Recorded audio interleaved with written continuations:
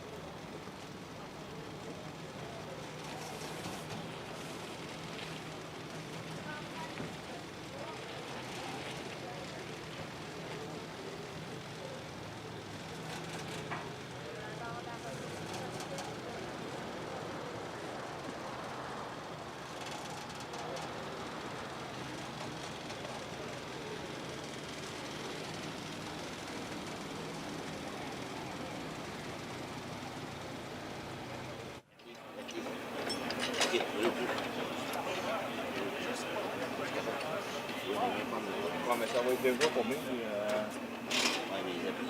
C'est un dealer. Hein? En tout cas, complète, c'est là. Bon. Elle va-tu encore au fond? Tiens-le.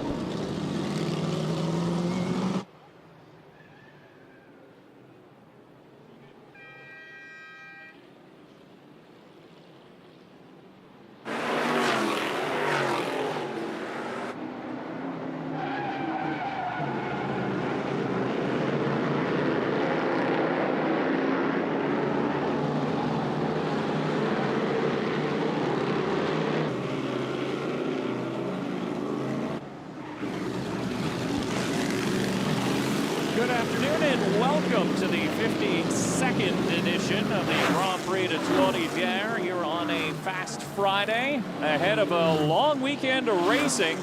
And there you see the Chevrolet Urban Challenge, the modifieds on the road course. So generally run on dirt, these cars do, but today, once again, one race only. They run here at the Grand Prix de Trois-Rivières, something that started last year and put on a great show for the fans. Some tweaks made for this year, and the cars look great, so they're up just getting some practice laps, and some of the drivers having a little bit of trouble getting a hold of this racetrack. I'm Dave Bradley. I'll be hosting the streams for the most part this weekend. Along with me at times will be Todd Lewis, and he joins me in the booth right now. But Todd, this is one of the more interesting and entertaining events of the weekend.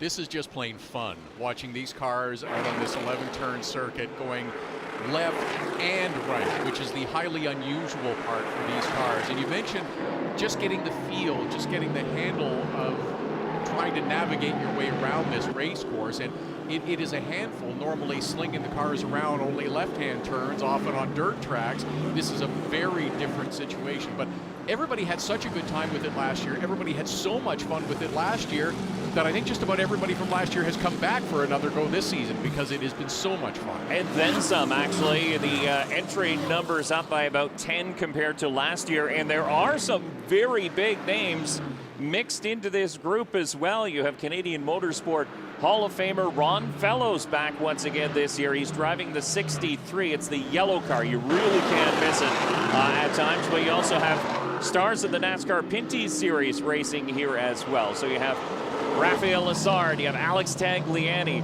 and you have JP Bergeron all trying to win this race. Marc-Antoine Cameron also in this one too, and Cameron finished on the podium last year doing this, so he knows how to get it done if everybody else might be struggling just a little bit. And Dexter Stacey, who you mentioned, right, is another who is also had an awful lot of experience in these cars and has some very successful runs and has also shown very well, not just here at Trois-Rivières, but on other circuits as well. And there you see two of the drivers we were talking about, the 63 Chevrolet sponsored entry. That is Ron Fellows, and the number 24 is Raphael Lessard in the New Holland Agriculture sponsored car. And interesting to note, if you look inside the numbering of the 24, it's got the outsider, because Raphael Lessard is normally an asphalt driver. He's made his way up from mini stocks in through late models and then into the NASCAR Pinty Series where he has a couple wins. But in a dirt car, he is an outsider, but here he's doing pretty well. And the thing about this track too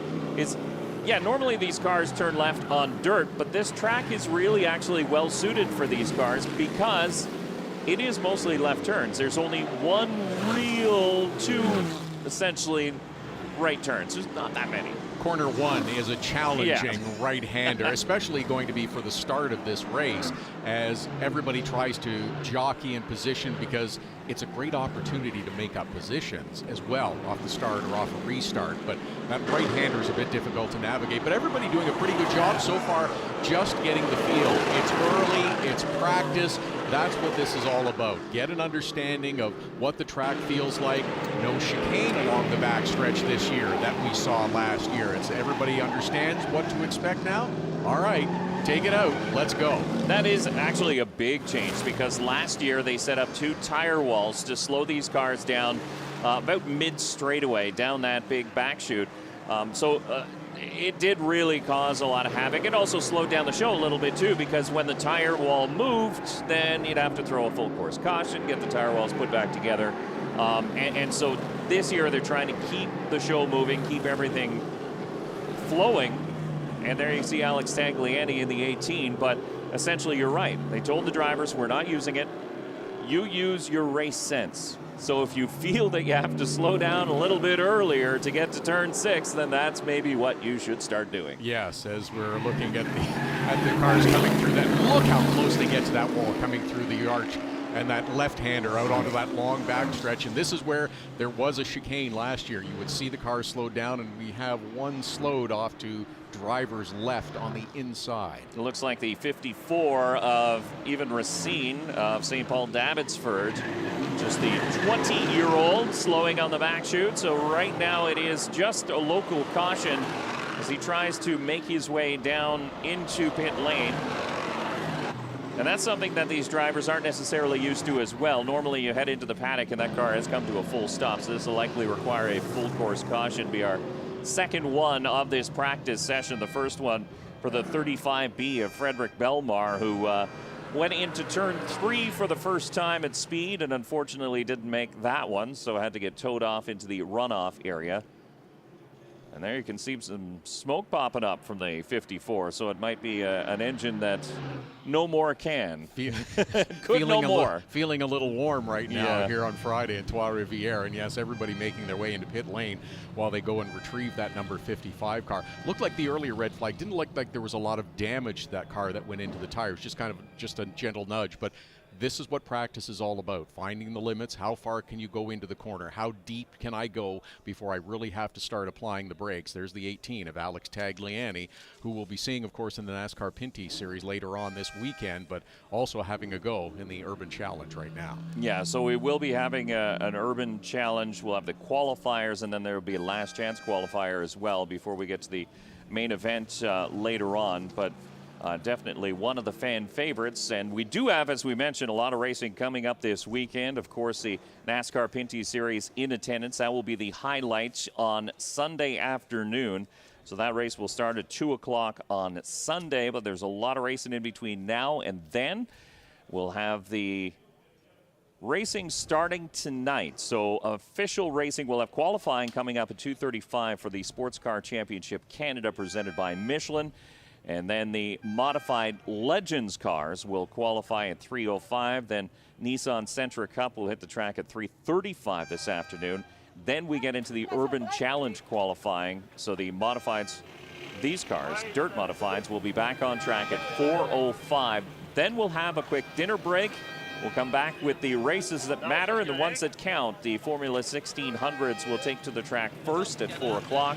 Then 7 o'clock, we'll have the super production race, and then into the dusk and likely under the lights by the time we finish will be the Sports Car Championship Canada, and that'll be a fun event. They're looking forward to that one. We were over in their paddock area earlier this afternoon, just through the drivers' meeting, and everyone's pretty excited to be here at the Grand Prix de Trois-Rivières. They will race tonight, then first thing early tomorrow morning as well. It's a quick turnaround. You see they're getting that 55 out of the way, and shouldn't be long before he's pushed back and we're back under green flag conditions again. Just a little bit of time left in this session as well. It's already over 20 minutes of elapsed of track time for the Urban Challenge, and maybe try to squeeze out another lap or two of practice before coming back for qualifying later on. Yeah, we can tell you as of right now, and it is only practice, so it doesn't really count, but it gives you an idea of who has things figured out. It is the 79 of Maxime Plante, who is the fastest car as of right now. Is the 54. Did he get it refired? No, he just got to push in through turn number 6. But the quickest with a 160.2 second lap. So that is a pretty quick one at this point. A 116.6 is the 49 of Francois Bernier. Then Raphael Lessard in the 24. Alex Lajoie in the 33. That's your top 4 runners as we look at all the cars down pit lane. And the rotating list here in front of us, Tagliani actually 5th place on the time charts, but a 120.149. So, or that was his last time, I should say, in 116. He was also a 116. So, yeah, everybody who is at the front down into the 116 seconds, the ones who are running 120s, as I mentioned, towards the tail of the field. So it all pretty tightly bunched there at the front through practice. Yeah, anyway. very, very close times through the top runners here during the practice session, and that is a very busy pit lane with 36 cars along and everybody packed in tight, trying to maybe have one last conversation with their driver, a quick adjustment before getting them back out, maybe get a lap or two. How about that outsider of Raphael Lessard, who has himself a pretty good time of 118? He's adapted pretty quickly to these cars. Now, you see the 24 at the bottom of your screen there, and you saw a crew member go and throw a towel over the right rear, try and keep some heat in that tire. That's a Formula One trick right there, as you throw tire warmers on to maintain temperature in these Hoosier dirt tires. These are not asphalt tires. Look at them. They're full tread, so they're ready to run on a clay oval somewhere, but they're running here on the asphalt, and they actually hold up pretty well. I was just going to mention that last year's race, there was not an issue with severe tire wear or a problem in that regard. Drivers were able to manage their tires, even that right rear that you're leaning on so frequently for accelerating and getting through those corners. The right rears even on these tires held up very well. Yeah, and these cars are very interesting to see how they move on the track too, because as you'll watch some of the other series that come out on the track, series that normally run on road course and street circuits, the cars are very tight to the ground. You don't see a lot of body roll. There's not a lot of movement there. With these cars, they flop back and forth. I mean, you dive it into the corner and you want all the weight to flow over to the right-hand side because that's how you get the bite on the dirt track. You don't really change a lot between dirt and here. So you're saying aerodynamics do not play a large role in these cars? Wait, they do actually, because all of that sail panel beside where the driver sits, you see this, the driver is a central location. All of that, the panels alongside, inside the bodywork, that's all downforce. And that all creates a big hole. And now when you don't have that chicane of the tire walls down the back straightaway, you've got a draft. And so you can try and poke in there and you actually make up time and make it work. It's a great shot looking right inside one of those cars as the green flag waves, and a number of competitors departing, as we mentioned, trying to squeeze out another lap or two during this practice session before qualifying later, and then racing coming up later on as well. It's an opportunity to learn. I was just glancing down a little bit, and there's the 63 of Ron Fellows, who you touched on earlier. His best time of 1:19. Not quickest in the 1:16s, but a veteran who's understanding the car, learning the ins and outs of the circuit. Maybe not putting in his fastest times right now, but expect him to creep up towards the front as things move along. Yeah, currently 21st on the time chart, but you're right. I mean, Ron Fellows isn't in the Hall of Fame by accident. He earned his way there, so he will race when it's time to race. Winning practice doesn't pay anything, no, as the drivers will tell you. So he'll be a little quicker in qualifying, but when the carrot is dangled in front of him come race time, he will be there and he will be in the mix for sure. You can see the cars navigating the bumps in turn number 6, and that's where they slide out past that yellow line.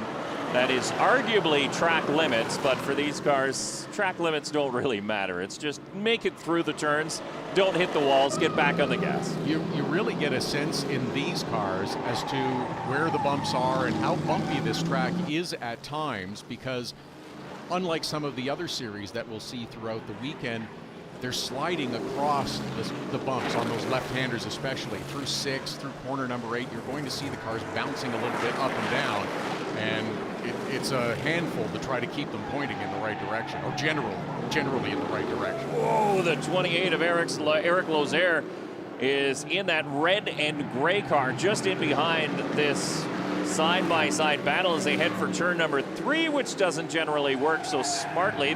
Nope, it doesn't work. No.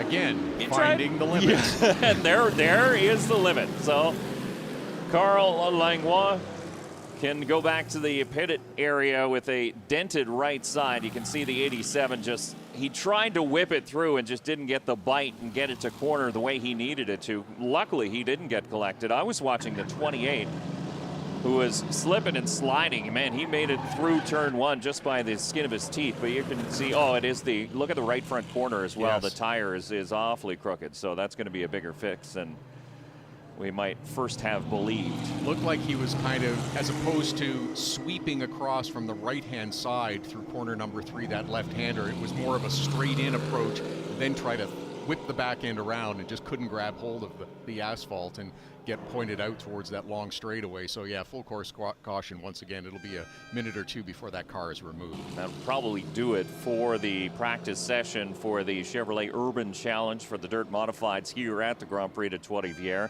But turn 3 is a tricky turn for seasoned veterans who road race all the time. And for somebody who generally races a dirt modified, I mean, it can be trouble. And there you can see one of the chicanes. Did that just get put up there? Maybe this is a different camera angle that we've not seen. But yes, there is a chicane there. Or maybe the tires just got moved out. But that's that 87 is not going anywhere without some assistance for sure. No, he's going to need a tow, and the tow truck, I believe, already in that corner already has the 35B of Frederick Bellemare on the hook. So it'll be a little bit of jockeying around to get that car all together and get it pushed off the racetrack. But the cleanup will continue here at the 52nd running of the Grand Prix de Trois-Rivières. We've got lots of stories to tell you about in all the different classes over the course of the weekend. And, of course, the races will speak for themselves, because this is a race that everybody wants to win. It doesn't matter what class you're in. Prestige is a victory at Grand Prix of Trois-Rivières. That's for sure, whichever class you're running in. And even with this just being a practice session, you see how competitive drivers are and how closely they battle for every position out on track.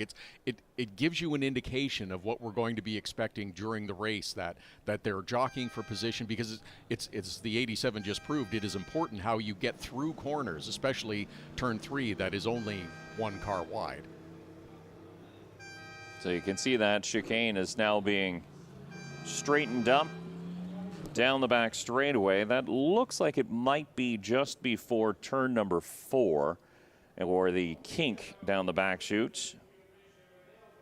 So as they get onto the back straightaway, it doesn't leave a lot of space in there, but you can see the tire marks. It looks like somebody has gone for a trip. I didn't see any cars damaged as a result of it, but they do leave you a little bit of an access space along the side. So if you really get in there too deeply, you're not going to dust the tires and possibly break up the front end of the race car. So you hit a cone rather than a tire, and it's a lot softer ending, let's put it that way. There is an escape, so to speak, that you do not have to have the contact with the tires. The 87 looks like it's now been extricated from that 4 deep tire barrier outside of corner number 3, and good move. They'll just push him out of the way, and hopefully we can get back to another lap or two, maybe a little bit of time left.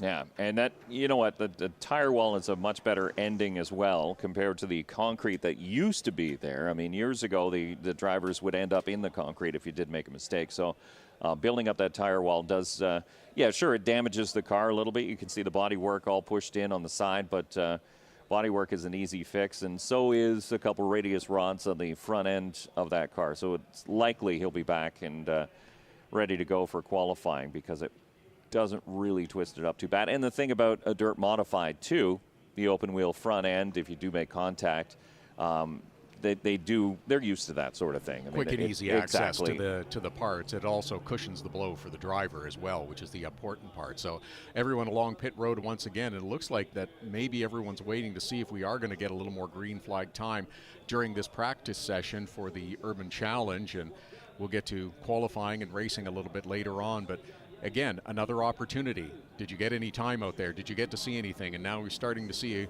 1 or 2 cars make their way out of pit lane. Jean-Francois Tessier in the 76 pulling out. There goes Raphael Lessard. So Lessard in the 3rd spot as far as the timesheets go at this point. And a few other drivers taking a shot at a couple more laps of practice. A few of them out already, including the 97. That's Josiane Plante from Saint-Hyacinthe, Quebec, 29-year-old. Alongside, I believe that's the 1 of Yannick Ledoux. So they're having a quick chat. Ledoux currently 28th on the time chart, so 1:20.143. So he's going to look to try and find some time. Oh, and we've got more problems. And it's once again in turn number 3. So we just get back going, and a couple cars involved. The 95 is in there, as is the 51. So have a look. It looks like all by himself at first, and that's okay. That's not. That's where the problem comes in with the 95, who just got out of shape trying to make that left-hander coming through corner number 3 once again. And the yellow and checker is going to be displayed this time, and we are out of time because SCCC qualifying is going to come up shortly. Yeah, Felix Murray and the 95, and it was the 51 of Vincent Berthiaume out of Longueuil, Quebec, who came piling in after. And there you can see Murray is out and having a look at the car, checking over the damage. It looks to be the left side, and that's what he's checking out mostly right there. It's the worst. That's where the 51 came piling in. So he might be able to drive it back if he can refire. Again, that it looks like the bodywork, of course, on that left-hand side has been damaged, but his hit and slide into the tire walls didn't look to be too severe. So hopefully does look like the car is fired up and he'll be able to drive away. Yeah, not quite as bad as the one that went in there just before. But the secondary hit, the 51 is already driven off, so that is good news too. So that is it for practice here in the Chevrolet Urban Challenge. Maxime Plante, Francois Bernier, Raphael Assard, Alex Lajoie, Donovan Lucier, Alex Tagliani got dropped down to 6. Samuel Charland in the 41. Josiane Plante in the 97 in 8th spot. And Marc-Antoine Cameron in the 1C. Then Jean-Francois Leblanc in the 721. That is your top 10 after practice. So we'll be back with qualifying a little bit later on. Just about 1 second separating the top 10. Yeah, and that's not too bad, really. I mean, for drivers not used to going left and right, to see them that close on a track of this size is definitely pretty interesting. But, of course, they'll be back with qualifying a little bit later on as we get set for the qualifying for the Sports Car Championship Canada here at the 52nd running of the Grand Prix of Trois-Rivières. But we'll have to clean up pit lane. The modified drivers will head back to their paddock area, and we'll be back with SCCC qualifying.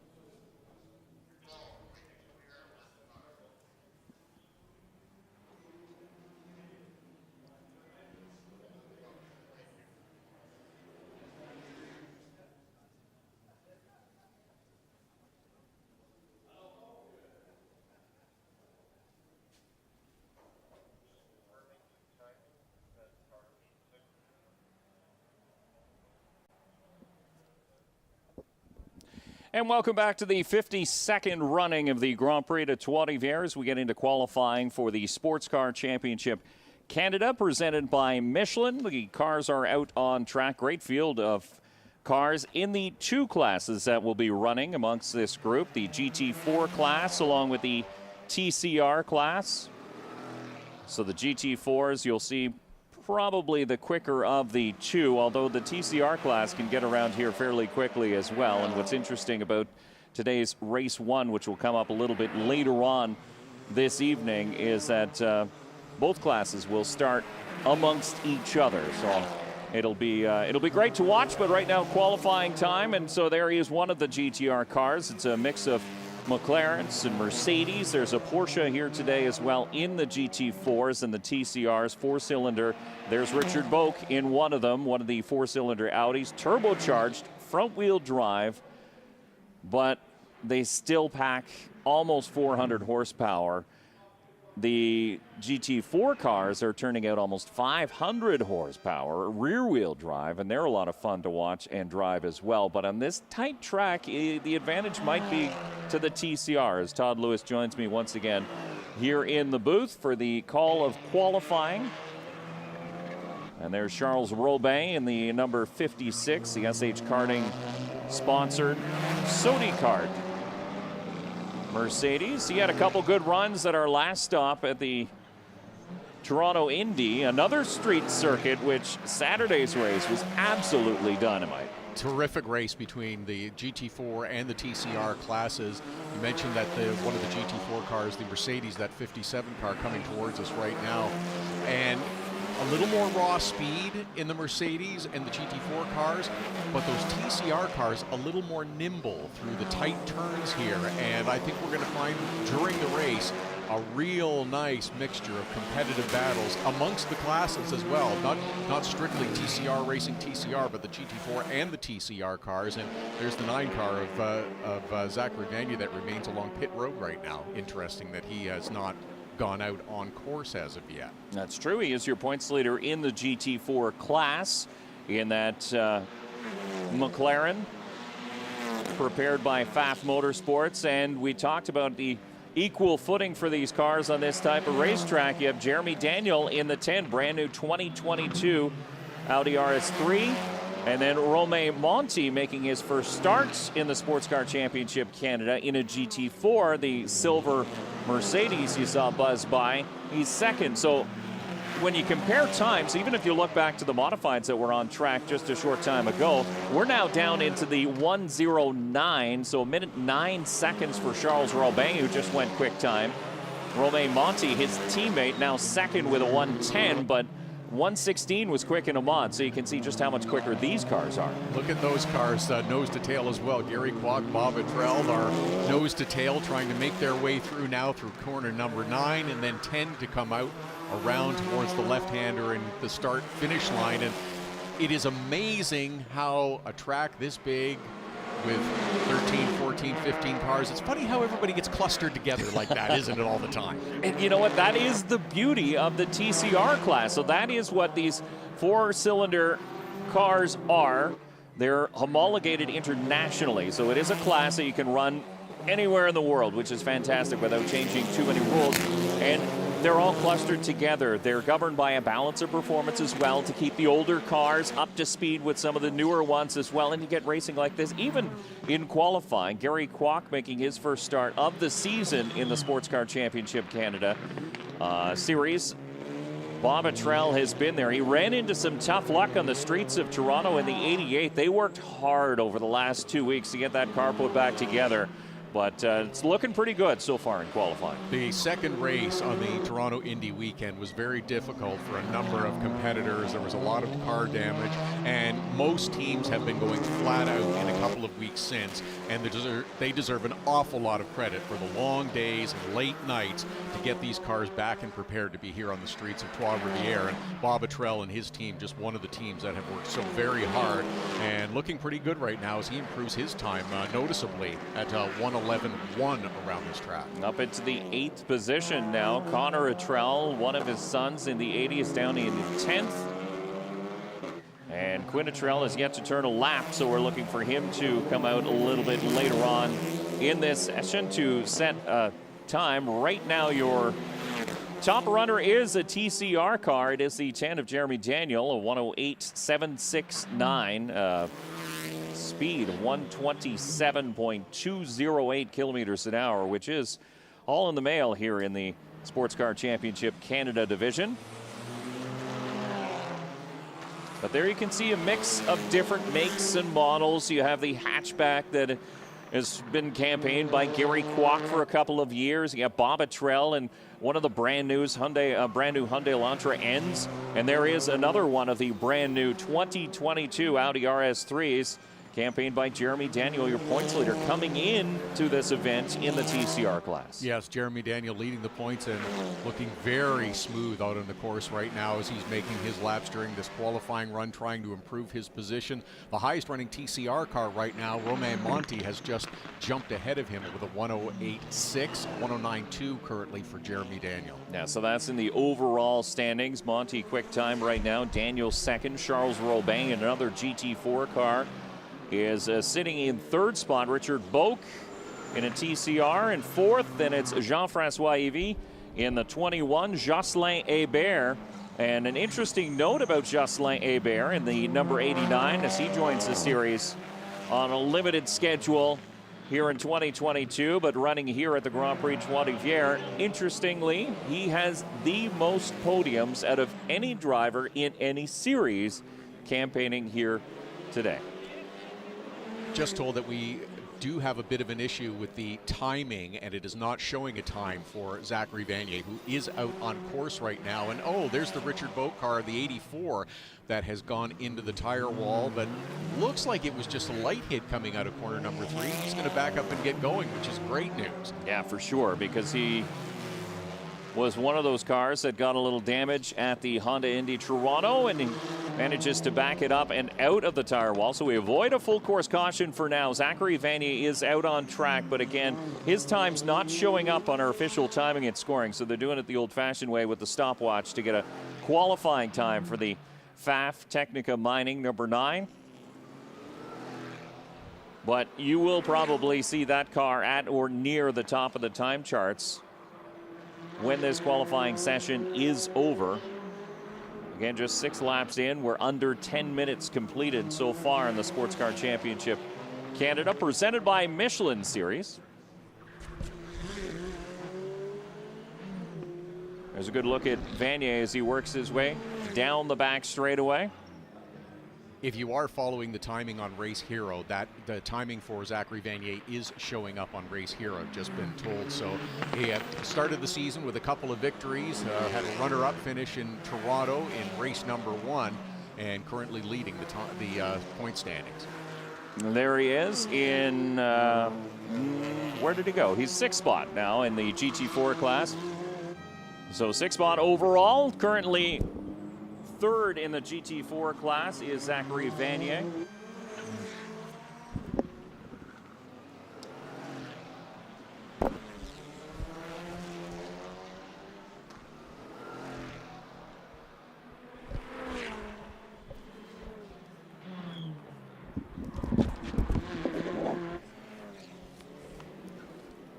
Hi, in the truck, it's Dave Bradley on the English stream side. I'm getting the audio from the French side.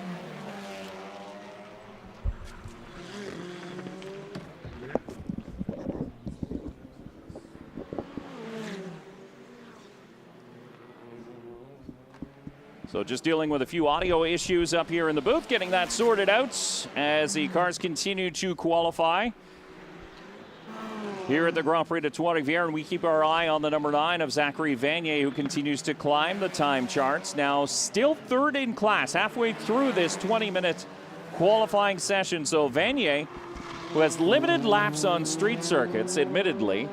Last time he went to the Indy in Toronto, that was the first time he was on a street circuit. He, I believe, has been here before at the Grand Prix de Trois-Rivières, but still not in this car. So, yeah, you can be here and you can sort of know where the track goes and where you have to turn, but to do it in a different car, know your braking points, and learn it very quickly. Limited practice session earlier on this morning, and now all of a sudden you're qualifying. And if you were watching him move through and seeing it there again on the left-hander, those hands are working pretty hard. He just went quickest, actually a 1:08.323. So fast time right now goes to the driver of the number 9, Zachary Vanier. Romain Monti in the 57 slots down into second. So just about a tenth of a second, actually less than a tenth of a second, separating the top 2 drivers. And it's Charles Robin, who is a tenth back from your current pole sitter in the 56. So very, very tight at the front in the GT4 class. And that is what we saw in the last couple races here in the Sports Car Championship Canada. So there is Romain Monti in the 57, campaigned out of the Really Racing trailer, making his first start, but definitely doing well here on the streets of the Grand Prix de Trois-Rivières. Backed by Sodi Kart as well, just as his teammates in the 56. Charles Robin is in a very different look to the Mercedes AMG, but both having very good performance. And there you go, Romain Monti, top of the charts, a 1:07.9 now. So he goes about 0.4 of a second quicker than the number 9 of Zachary Vanier. So Vanier was building his way up to the front, and Romain Monti says, I need a quick lap, and I'm going to go and lay one down. Little past halfway through this this qualifying session, a 20-minute session. So tires get warmed up, drivers get comfortable, a little bit of fuel builds up, burns off rather, and everybody starts to put in the quicker times right at the end. Yeah, the good thing about these Michelin tires is they are very, very durable for these drivers too. So you can push, you don't really have to hold back in a 20-minute session like we have here, and you know you'll have fine tires left for racing at the end of the day. There's Gilles Nadeau in the 61, the Porsche, the only Porsche in the field right now, the GT4 Cayman goes around, and I believe is at turn number 8, the exit of turn number 8. He got out of the way fairly quickly because he knows it's a blind corner. So he jammed it in reverse, backed up, and then found forward gear, and we once again avoid a full course caution. 8 through 9, and then, yeah, that is not a place that you want to be stopped and facing the wrong way out on track. It looked like the 57 had also slowed down a little bit after popping in that hot lap. Maybe just kind of settle things down a little bit, get yourself some clear track, and then maybe have another go in the final minute or 2 of this qualifying session. There you see the 21 of JFEV, and that was a car that did have a lot of damage. We talked about the incident at the end of race number 2 on the streets of Toronto, and the 21 had it both front and back. And when I saw it in the paddock area afterwards, I thought there is absolutely no way they can make it back in time for the Grand Prix de Trois-Rivières. So hats off to that team, to that crew for getting that car fixed. You can see he's a little bit off the pace. He's still feeling things out. He's letting the GT4 cars go around on the outside, but once he has a clear track, he's been able to set some pretty quick times. A 1:09.6 is his quickest so far. So that'll slot him in 6th place for the start of tonight's race. But again, it was a chain reaction collision in Toronto, and as Dave mentioned, front and back damage to that 21 car, and so much had to be done. It's the body work that is the visible cosmetic part, but it is all the parts underneath that had to be examined, replaced, and repaired to get that car ready to come back out, and just an amazing job by that team. So it looks like everybody but the 86 of Quinitrell has now taken time, as we're just over 5 minutes left in this 20-minute timed qualifying session for the Sports Car Championship Canada, presented by Michelin. A good look at Zachary Vanier, active hands on that steering wheel as he navigates some of the rougher corners here on the Grand Prix de Trois-Rivières. Again, these are city streets, so they are rough at times. And some of the areas that the drivers have been telling us that are difficult turns to navigate. Obviously, turn number 3 when you head through the Duplessis gates. That's the classic corner here at the Grand Prix de Trois-Rivières. But as you end the straightaway, headed towards turn number 6. So there's a couple kinks down the back straightaway that are barely corners, but they are called corners when you look at the track map. Right there, you can see a hump right at the apex of turn number 6. Now, they opened up the runoff area there, so they pushed the concrete wall back. They did that a number of years ago, but the drivers are using up all of that real estate, and a lot of that has to do with that hump right on the apex. And that's the tricky part about these street courses. There is a little evolution every year with the winter, the frost, the freeze, the heave, and it unsettles the car a little bit differently every year, and something that you have to be aware of. That's Gary Kwok and Tom Kwok that were running nose to tail out on course, the two trying to help each other out a little bit to find a little bit of speed in the remaining part of this qualifying session here, and doing pretty well. Gary currently 6th, and Tom Kwok is 7th on the timesheet. Yeah, so the two 2018 Honda Civic FK7s, they look very similar to the Civics you would see on the streets, nearly identical on the racetrack as well. But we talked about a couple of the tricky corners, and there's the 80 going around Connor Luttrell in the Veloster N,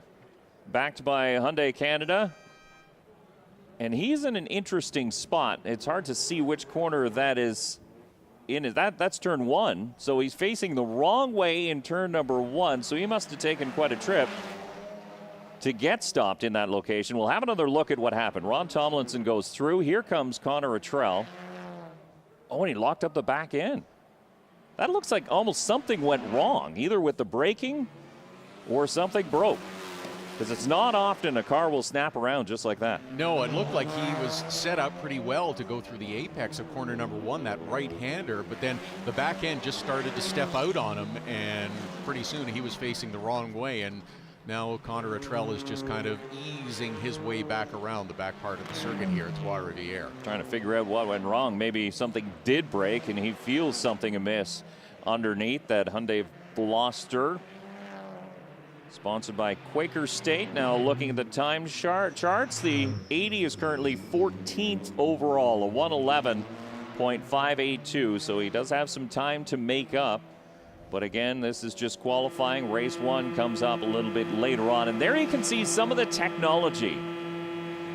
Pulling back the curtain a little bit on one of the Mercedes, that's Charles Robin, the really racing Mercedes AMG. So it just goes to show you how high-tech these cars are. Look at the carbon fiber inside. Incredibly sophisticated technology. The carbon fiber, of course, because it's very strong, and also very lightweight, because every ounce, kilo, pound matters in a race car. It does, and you can see the steering wheel, all the buttons. You got the shift levers on the back end of the steering wheel as well. So these cars are very similar to the GT3 cars that you see elsewhere around the world. These ones a GT4 spec, but they are twin turbo. If you look under hood, again, a lot of that carbon fiber continued under hood as well. These are very much specialty built race cars based on the production model Mercedes AMG, but twin turbo, they detune them a little bit by computer mapping and by airflow into the engine as well, so that brings them down to about the 500 horsepower level. Officially it's about 450, but the engineers will tell you they're pushing about 500. Romain Monti continues to have the quickest time, as it looks like the Kwocks are going to switch spots, and sometimes drivers will do that. Of course, Tom and Gary Kwok know each other so well. It's like, let's try it, maybe you out in front to lead a lap or two. I'm not sure if they're going to be able to get another quick one in before the qualifying session expires, and it looks like Gary has slowed off the pace. Now we've got about 30 seconds left, so probably enough time for one more lap for JF Evie in the 21, if he so chooses. Dean Baker as well in the 52. Dean Baker had a little bit of trouble taking the runoff road in practice earlier on today, but that's the beauty of this track, as the checkered flag does fly. So the last laps in the books now for the drivers who are out on track. So if you manage to sneak through before the checkered flag flew, you're able to complete your lap. But for the drivers seeing the checkered flag fly right now, we can tell you that qualifying is officially in the books, and it will be Romain Monti in the 57. His first start here in 2022 in the Sports Car Championship Canada, presented by Michelin. Zachary Vanier will start alongside him. Then it's Charles Robin. So a trio of GT4 cars. Then we get into the TCR cars. Jeremy Daniel, Richard Boak, Jean-Francois Evie, Justin Di Benedetto. We didn't see him a lot during the qualifying session. His race ended early on the Saturday. after touching the concrete wall in Toronto, so they missed the Sunday event. They got the repairs needed to come back today, and so he'll start in the 7th position. That man there, Jocelyn Hébert, in the 89, Doc they call him, and put in a good lap, a 110.272. That'll start him in the 8th position. Bob Atrell in the 88 will start 9th, and Gary Kwok in the 66. A little bit quicker than the 55 of Tom Kwok. Ron Tomlinson will actually start in between them in the 48 in 11th position. Tom Kwok in 12th, and Dean Baker in 13th position. And that is actually, no, the 80 of Connor Atrell will start in 14th, and Gilles Nadeau in 15th. And Quinn Atrell is the only driver who did not take time in the 86. And these cars will be out for that race a little bit later on. They'll wrap up day number 1 here at the Grand Prix of Trois-Rivières. Green flag just after 8 p.m. tonight. Sunset will be starting. It will get darker and darker. Conditions will be a little bit different too, because with the sun going down, track's going to be an awful lot cooler. Those cars are going to feel very different than they do right now. It'll be exciting. These drivers don't have a lot of experience driving at nighttime as well, so throw another variable into the mix, and we'll look forward to that race coming up, as Todd mentioned, just after night. So coming up next, we'll have the qualifying for the Legends, the modified Legends, here at the Grand Prix de Trois-Rivières.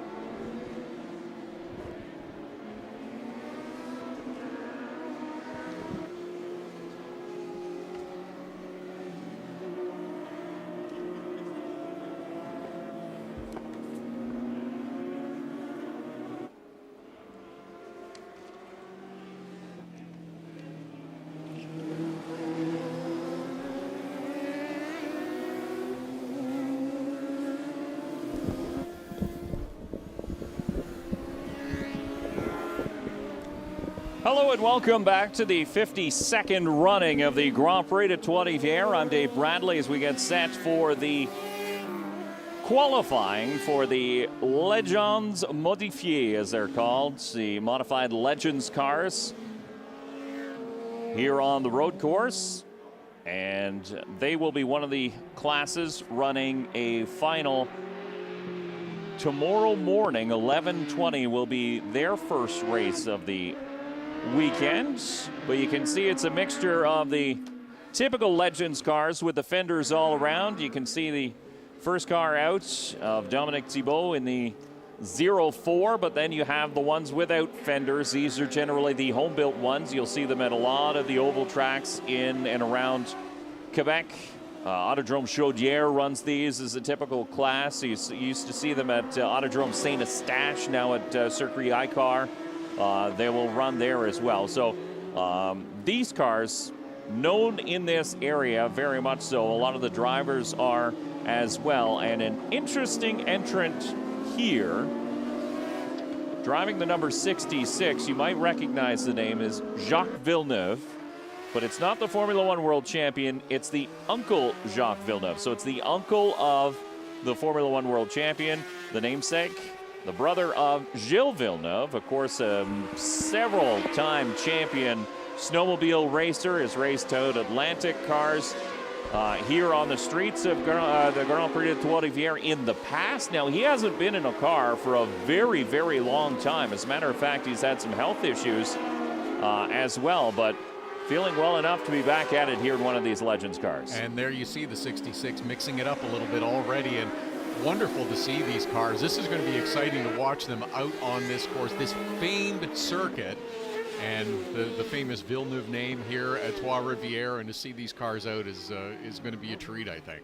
Yeah, so the 55 is currently that yellow car out in front, as we're just getting some of the names sent to us as we speak, some of the late registrants adding their name into the hat here today. But you can see the drivers all just sort of fanning out, looking for some space, looking for a place to maneuver. Again, these are another vehicle that's running on treaded tires here at the Grand Prix de Trois-Rivières. As you can see, the 55 get a little bit out of shade. They're relatively a thin tire, too, if you look at these cars compared to some of the other ones that are out on track this weekend. Most of them have a pretty wide slick and able to stick and add the power down to the track. These ones tend to move around just a little bit more. They're definitely going to be a little nimble. As you can see, the 66 of Jacques Villeneuve, who has bounced off the wall going down that backstretch, and that's going to definitely do some damage. And you can see the right front there has been turned in, and Jacques will hopefully make his way back to pit lane without leaving too many pieces out on the track. Yeah, a tank slapper, of course, as it's known. Still green flag, a spring you could see in that slow-mo replay. After making contact with the wall, the right front spring decided to roll down the racetrack. And so Jacques Villeneuve will try and find his way back to the pit area and hopefully get some repairs done. I don't know, did he set a time? He did not set an official time. So it doesn't look like his way around. So. I don't think he will set a time for this qualifying. So he'll start shotgun on the field if they can make the repairs they need. Hopefully no chassis damage. I can tell you Alexandre Gauthier in the number 84 is your top runner so far. Danny Chisholm in the 87, then it's Maxime Pelletier in the 66, followed by the 69 of Alexander Jeanette and Frederic Ladisseur in the 52. Rounds out the top five as it stands right now. So Pelletier, there you can see the 66X as they head underneath the flags. You see these cars move around under braking, though. They're not stable. No, I was going to say they're very nimble. It might be the complimentary way to put it. But I think that might be interesting to watch as we move through the race with these Legend cars. They will be able to jump around one another. You will be able to go through portions of this circuit 2 wide or maybe even 3 wide at times in these cars where you wouldn't in some of the other series. Yeah, they're powered by a 4-cylinder motorcycle engine, essentially repurposed to be used in these cars. That's why they do sound essentially like a superbike on the highway with a limited muffler on it, because, of course, no muffler makes more horsepower and makes more noise, and more noise makes everybody happier, of course. There you can see Chisholm up on the outside. And there, that right-hander coming through 6 and 7, you will not normally see drivers running side by side through that part of the track, but in these Legends cars, we are going to see it. There's Jacques, who has climbed out of that car and unfortunately unable to put a qualifying time down before this session has expired. Yeah, still smiling though is Jacques Villeneuve, again just qualifying. Obviously he'll be a little bit disappointed in his run in this qualifying effort. So 19th position is the position of record currently for the 66 of Uncle Jacques Villeneuve, and they actually put that in the entry blank. It's Jacques Villeneuve, but it's Oncle in French is uncle. So wanting to make it clear who is behind the wheel is Danny Chisholm there in the 87, goes quickest top of the time charts. The 69 of Alexander Jeanette is now to second. Maxime Pelletier in the 66X still holding down third. So it's likely these cars here that you're seeing on your screen right now will be involved in the mix come race time tomorrow morning. See how quick they are too. A 1:18 is the quick time, and that is pretty quick around this track, as we're having a look at the car of the 62 of Felix Antoine Como, who is turned around on course. Looking for where that is. It's an odd place where he went around. It is turn one, the exit of turn one. So it looks like as he tried to get back on the gas, the back end might have snapped around. I don't know if he made contact, but the caution showing at the flag stand, this is not a full course caution at this point. So it is just indicating that there is an issue in the next turn. Assessing the damage there on the 66X of Jacques Villeneuve.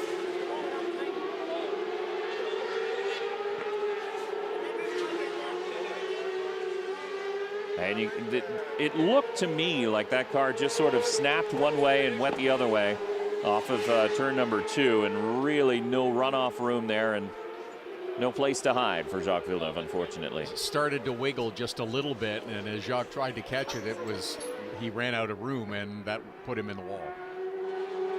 There's Felix Antoine Como trying to get going in that number 62. You can see the corner workers trying to give him a push as they wait for an opening in the track. And there's a good look. You can see the tires that these cars use. They are treaded Hoosier tires, so they're not necessarily the same ones you would see on the street. They do offer a little bit more traction than those ones, but they are still making these cars a bit of a handful here today, we could say. Trying to get that car pointed in the right direction first of all before they get him pushed out and hopefully back into this qualifying session. So we look out on track now, and that is the number 59. That's Maxime Prudhomme in 5th spot right now. And if you have a listen, you can just hear those Hoosier tires growling for traction at every single turn, as we've seen with a couple of the other divisions that have been out here. The modifieds, mostly, they've been squealing no matter where they go.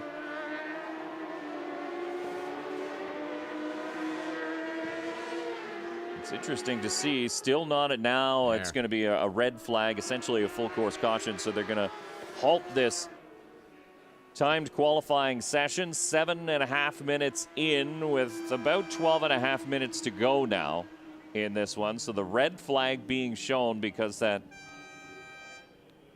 number 62 unable to get refired off of turn number 1. So he's currently sitting in 10th spot is Felix Antoine Como. Thought those corner workers might be able to get that car turned around and pushed and started into the right direction, but it does not appear as if it's going to refire. This should be a pretty quick collection of that car and get it moved out of the way, and we'll get these Legend cars back out to continue the qualifying session. But it's been interesting to watch them going through parts of the track side by side where we normally haven't seen that in this circuit in past years or past sessions with some of the different series. Being a little smaller in stature too compared to some of the other vehicles that are on the track here this weekend, it does offer you that ability to go side by side in certain places, maybe even turn 3 That could be a side-by-side corner, as we were talking to a former, we'll call him a veteran here at the Grand Prix de Trois-Rivières. He's now moved into more of an oversight role with the Sports Car Championship Canada and Robin Buck. He's raced the Atlantic Series here in the past, but he was telling us some of the intricacies of this track, and there's a lot. And for a track that you can't practice on, you have to learn it very quickly. It's difficult for some of these drivers. That's the one thing, is you can try it on a simulator, you can walk around, you can watch an awful lot of video, as drivers will do in just about every series, but until you get in the car, get out on track and feel where the bumps are, it offers you a very different perspective than when you're looking at video or even working on a simulator. You get a far better sense of where this track will allow you to go, depending on the discipline that you're running. We're expecting a large group of fans over the course of the weekend here. The weather is absolutely top-notch here today on a Fast Friday, but it looks like it could change over the course of the weekend. We're hoping not, fingers crossed, but Mother Nature calling for potentially a few showers on Sunday, so that'll... things can change. Things always can change. Always but, change. Yeah, but it should be interesting. And you know what? The town of Trois-Rivières has really accepted this Grand Prix, and they were super excited to have it back. A full 2-weekend event, so there will be bikes and quads on the track next weekend. But for this weekend, you can see the stands are filling up even on a Friday. You and I were here last year, and it was great to have the event back last year. But, of course, it was in a limited capacity. This year, don't have those restrictions. Green flag flying once again. Modifieds back out on track to resume their qualifying session just past the halfway point. It's a 20-minute session, so we'll see who can pop in the quickest time. But this year, everybody is back. Everybody is excited to have a full capacity crowd here this weekend. And full capacity as far as fields go as well. The car counts are up. Everybody excited to come and race here for the 52nd edition of the GP3R. That number 87 car is the fastest of the group so far. He is out in front on track. He's out in front on the time sheets as well. And that's Danny Chisholm in the number 87. Currently a 1:17.061. So he has a considerable cushion on the best time of the second place driver, Alexander Jeanette, in the 69, a 1:18.6, or 1:18.26, I should say. So that is a little bit more than a second quicker in one lap.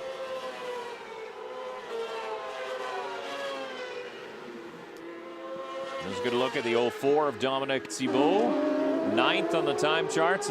There's a perfect example of drivers now getting back up to speed, and you can see how these cars wiggle and how they dance, especially in turn number 8. And that, again, is another difficult corner. You have a big runoff area there, as Thibault certainly has his hands full coming through there on the last couple of corners and just trying to run across the rumble strips to get that car straightened out and pointed in the right direction. And look at that interesting line going through corner number 1 around the outside. Way out on the cushion. If you were running a dirt track, that's where you would find the cushion. You'd want to put your outside tires right up against it. There's not one there in turn number 1, but drivers seem to make it okay. Benoit Landry in the 40.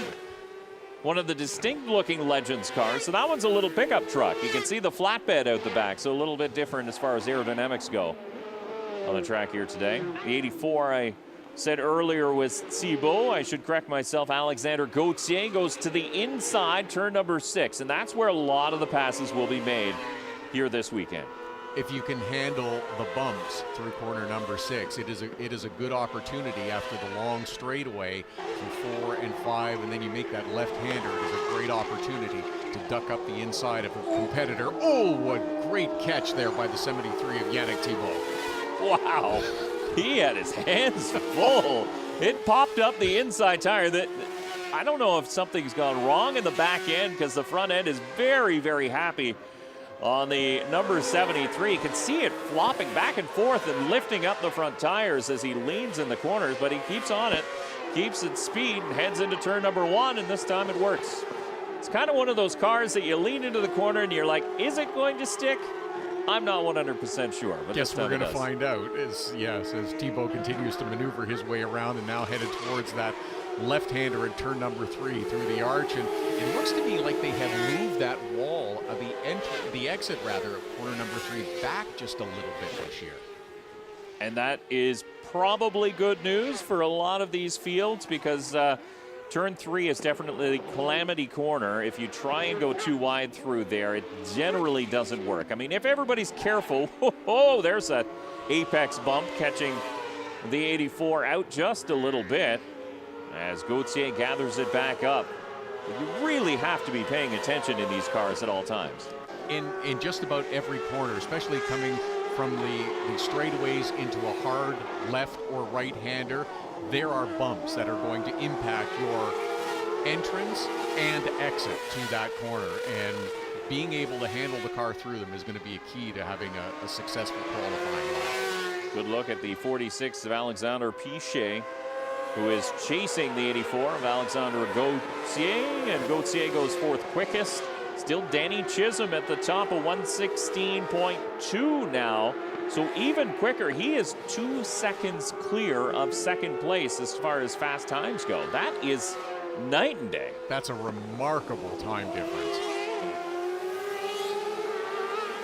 So Danny Chisholm running that typical Legends car that you would see running in the southern U.S. You'll see it in other parts of the world with the full fenders on the side. So maybe the fenders are helping as far as aerodynamics go on that number 87, but he is way out in front. There he is.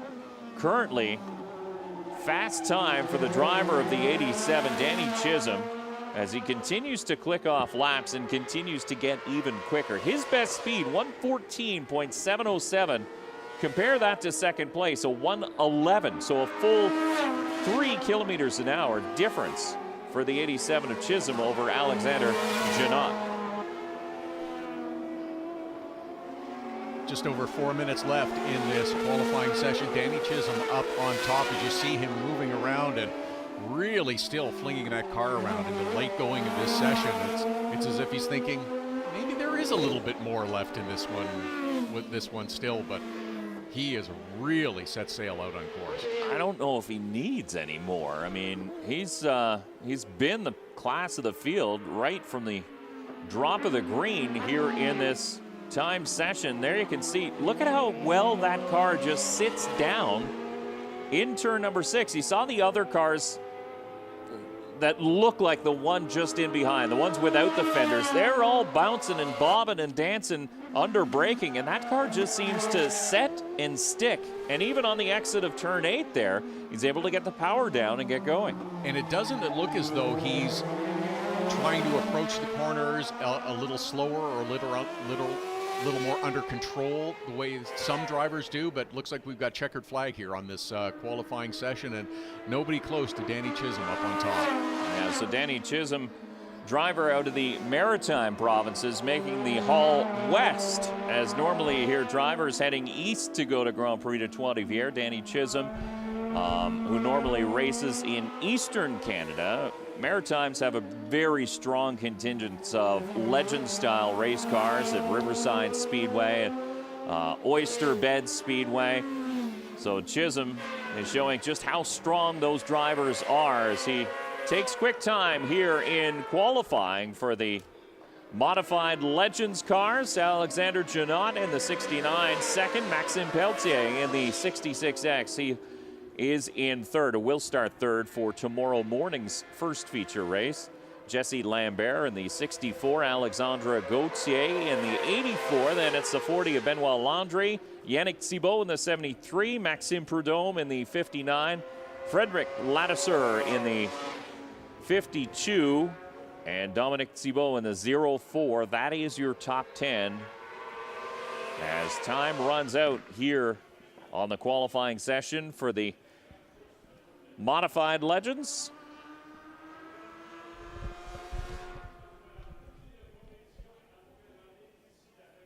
So coming up next will be the, there you can see Jacques Villeneuve smiling as he's out of the car, and hopefully the crew will be able to make some repairs and he'll get things back on track for tomorrow morning. Again, this race going at 11:20 tomorrow morning. And it'll be good to see Jacques Villeneuve a part of it, although he will start towards the back, 22nd. He failed to set a time at all behind the wheel of that number 66. So after hitting the wall just on the exit of turn number 2.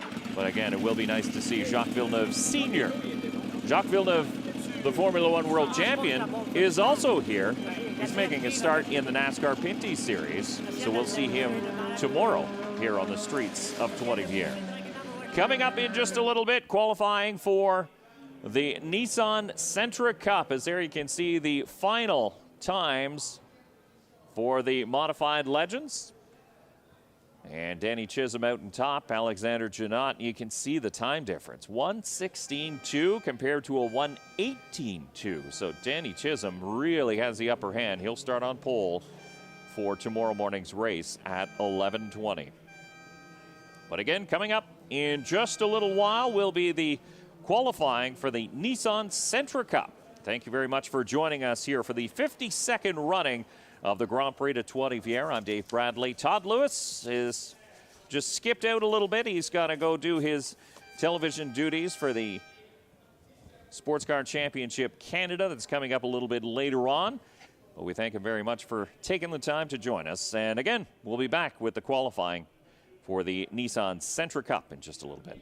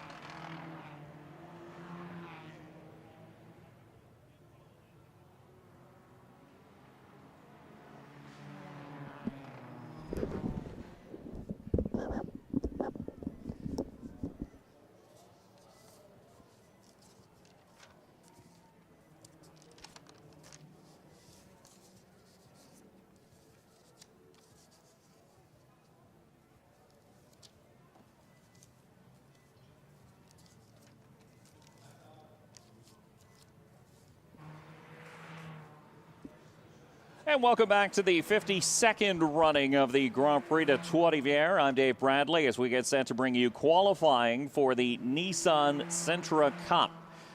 And, of course, the Micra Cup cars still involved in this series as well, but Nissan moving to push the Sentra to the model of choice here for the Sentra Cup, grandfathering in the Micra cars that you saw on track. There's the Sentras now as they try to work some heat in their tires to get things going for this timed qualifying session. Again, it will be 20 minutes. Set your fast time. Go out, set another one if you want.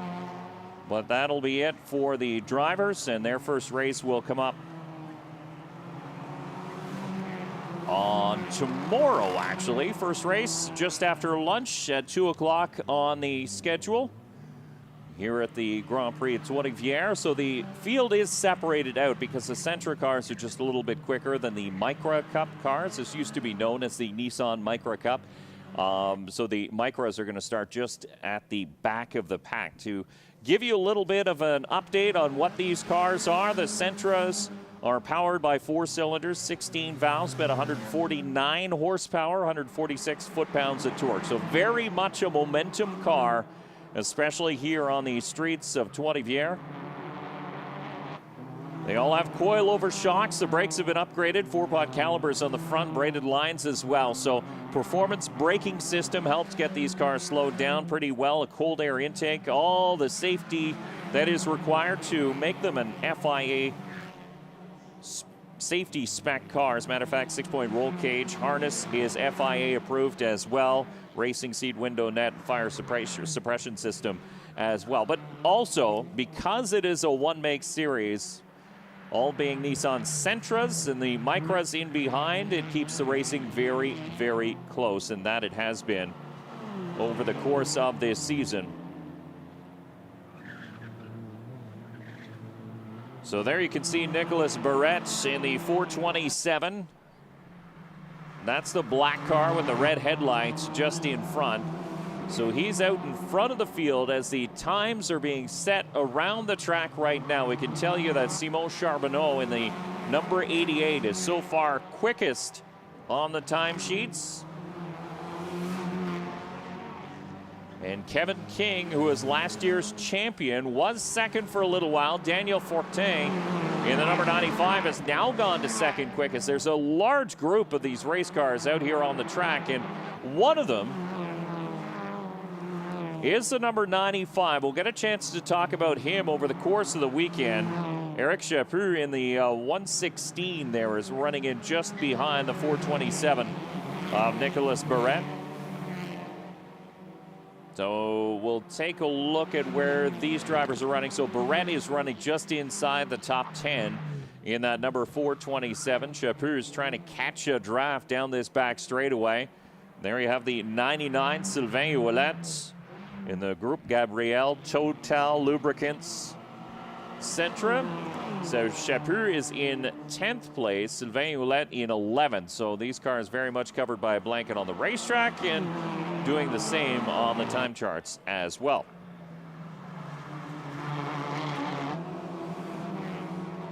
Charbonneau the quickest. One of the drivers we mentioned, a guest driver for this weekend, is the number 96 of Freddie Hunt. You think to yourself, well, that name sounds a little bit familiar. Well, it should, because Freddie Hunt is the son of James Hunt, former Formula One world champion. Freddie, 35 years old. He's done a lot of racing on his own as well. Veteran of the Formula 1600s, the Renault Clio Cup in Europe, currently running in the Le Mans Cup LMP3 series. Actually, he finished second in June in a support series race. So great to have him on board here in the Nissan Sentra Cup here for the Grand Prix de Trois-Rivières this weekend. And he's running in 14th spot too in the time chart. So 1:18.826 is the quick time so far, laid down by the number 88 of Simon Charbonneau. Is your points leader coming into this one. 255 points on the year. He's 34 years old, a champion Carter in Montreal. He also has some F2000 experience. He's been jumping back and forth between those two cars all season long, and he's doing very, very well here in the early going of qualifying. 6 minutes already in the books, so this one is clicking off fairly quickly. Still about 13 and a half minutes left to be completed.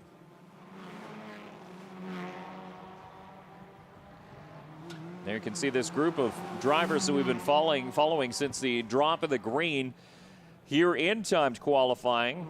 Again, this is not a race for a position on track. They're just trying to set their best lap time, and it looked like Nicolas Barrette was moving to the outside, maybe to try and relieve some of that pressure, possibly just opening it up for the drivers to make their way through.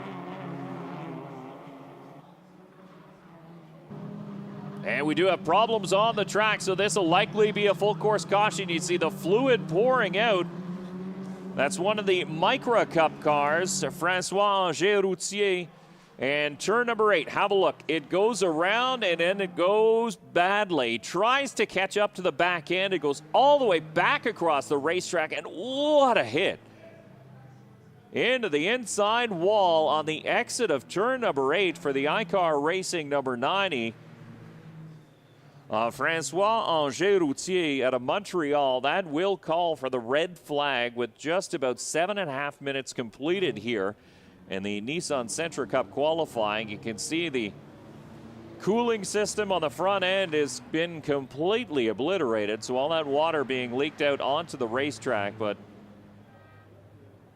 probably more concerning is the level of impact that the driver of the 90 took coming all the way across the track. So these are front-wheel drive cars, both in the Sentra Cup and the Micra Cup as well. The Micra cars are a little bit lighter, a little bit smaller, obviously, running smaller tires, but once the back end goes, it's really tough to catch up to them. So you almost have to try and do it with the throttle pedal, and you turn into the steer, and then you just gas it up and hope that the front end catches a little bit of traction and maybe whips you back around or straightens you up. There you can see the damage to the front end and the back end because it came around and slapped both ends. The window net's still up for the driver of the 90, Anger-Routier. As he sits stop, that's the, I believe it's the entrance to pit lane right there. So all those drivers are going to head down to the pit lane area. The red flag has been displayed, so not just a caution, and it's going to require the flatbed to get this one cleaned up. You can see the driver moving around inside as the safety crew. Have another look at what happened. You can see the back end is actually up off the ground, and that's one of the sort of signs of the Nissan Micra Cup, but then he just tries to gas it up, and the car takes a long time to settle over the bumps, and there's the impact. What a hit. You can see the driver moving around inside the race car as he fights with the steering wheel, but you often see that with these hatchback race cars. The Nissan Micra Cups are one of them, that when the drivers lean heavily into the corner, the inside rear tire lifts up off the ground, and that's exactly what happened there. But it looks like it just overloaded the right side tire and sent Francois Routier into the wall as he tried to correct it. He was in 15th spot, so he was actually having a very good day on the racetrack before this incident happened. So he had set a fairly quick time, and as a matter of fact, he was the leader in the Micra category, a 1:24 flat, so he's about a tenth of a second quicker than Jean-Michel Isabelle in the 86. So this does not bode well for the driver of that Micra Cup car. The damage is extensive, and it'll be a lot of work that needs completing before the Sentra Cup hits the track at 2 o'clock tomorrow afternoon.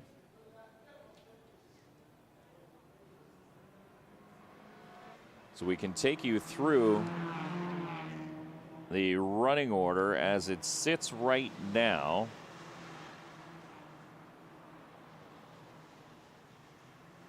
And just bringing up live timing and scoring right now. Simon Charbonneau is the driver with the quickest time so far, and 1:18.82 is his best time. And then Justin Arsenault in the 36, so 19.8. So it's about a second difference, almost a full second difference between the top two cars, and Alexandre Fortin in the number 32. You saw a couple quick glimpses of him early on in that time on track. He actually set his best time the last lap he completed, a 1:20.0. Valerie Limoges, who's won this race twice, as a matter of fact, won it last year in the 220, the Nissan Sentra Cup, 1:20.294.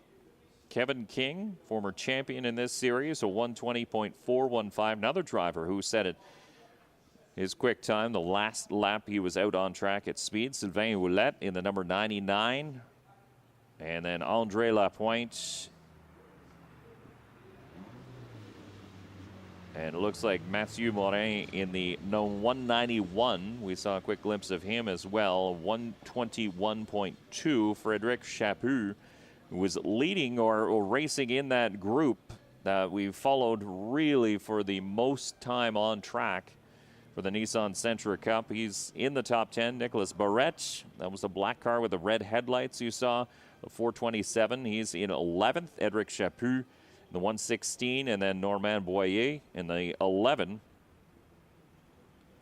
13th. Freddie Hunt, the 96, is in 14th overall, and that is it for the Nissan Sentra Cup cars. There you can see the Union Jack on the roof of one of the Sentra Cup cars, and it can tell you exactly who that driver is. That is Freddie Hunt. So the team's doing a little bit of extra work in getting that car prettied up for Freddie Hunt as he makes his first start here at the Grand Prix de Trois-Rivières. And there is an interesting backstory about that as well, and we'll talk about it again over the course of the weekend. But Freddie Hunt, of course, his father, a former Formula One world champion. He came and ran Formula Atlantic here at the Grand Prix de Trois-Rivières, and he ran it in 1976, finishing third behind Gilles Villeneuve, who actually won that race. Of course, Gilles Villeneuve was sort of a hidden secret here in Canada at that particular moment in time, but Freddie Hunt went back to McLaren and said, you need to give this kid, he's crazy, but you need to give him a test.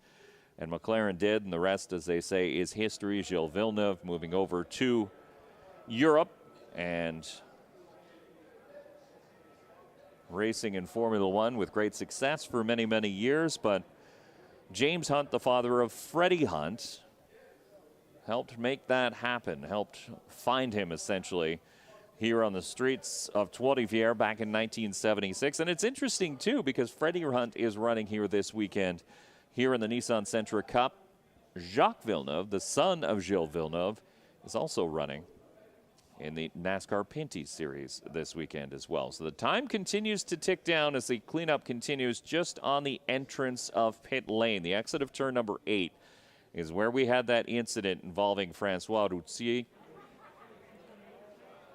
Got loose into the runoff area, came back across the track and slapped the wall hard with the front and back end. The driver appears to be okay. The car is very much not okay. You can see the twisted pretzel that was the Nissan Micra Cup number 90 getting loaded up onto the flatbed. And the biggest problem was all the fluid that was put down on the racetrack after the radiator, and hopefully not the block broke, because if it dumped oil down, that would be a big problem. But that is going to do it. So we have 5 minutes to go technically, but because the cleanup is going to continue and we're running a little bit over time anyway, so this will be the area where we gain back some of the time. So that'll be it. Qualifying complete for the Nissan Sentra Cup, and we'll take you once again through the top 10 running order and where they will start for tomorrow's race at 2 o'clock in the afternoon.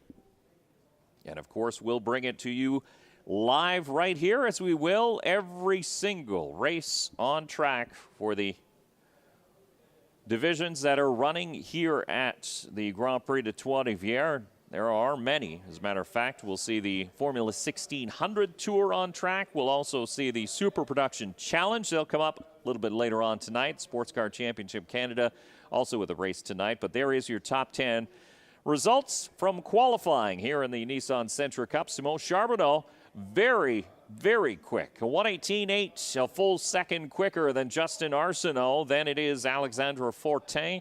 Valerie Limoges, Kevin King, Daniel Fortin, Sylvain Houlette, André Lapointe, Mathieu Miro, and Frederic Chapur. There's your top 10, all driving in the Sentra Cup cars.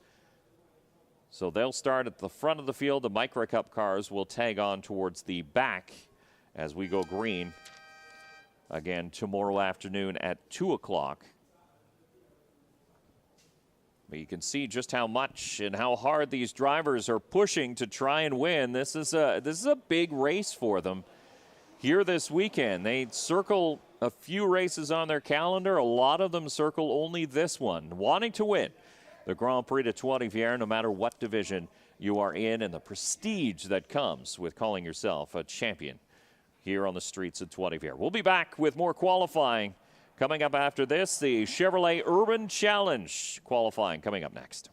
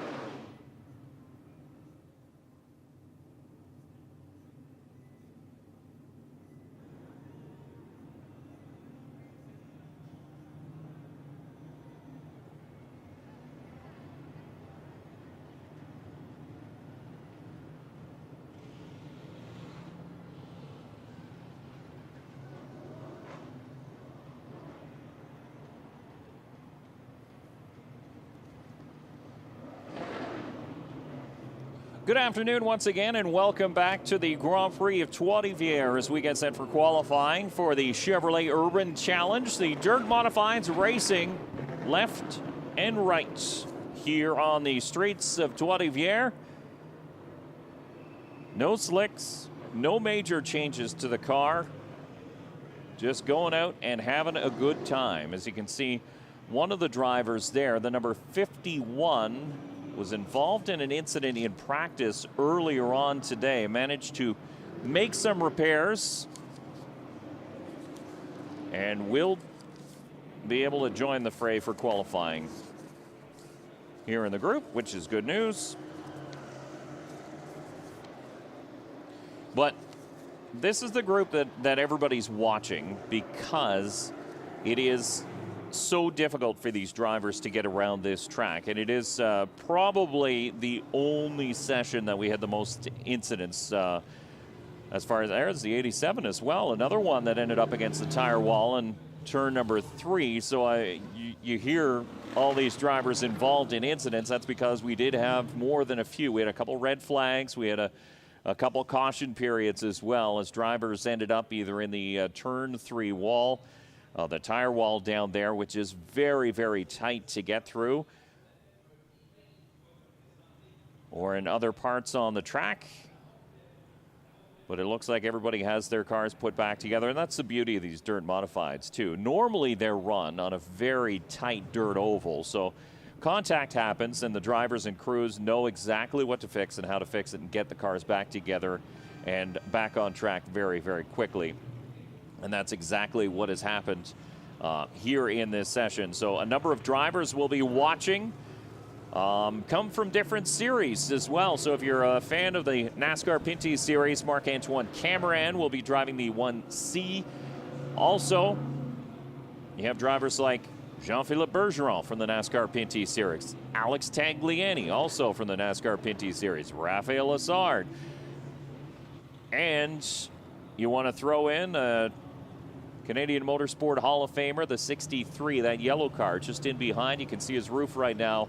Ron Fellows back again this year to do battle in that car. So a very, very deep field. If you add in some of the stars of Quebec and Ontario who normally run on the dirt, drivers like David Hebert, Yannick Ledoux, Cedric Gauvreau.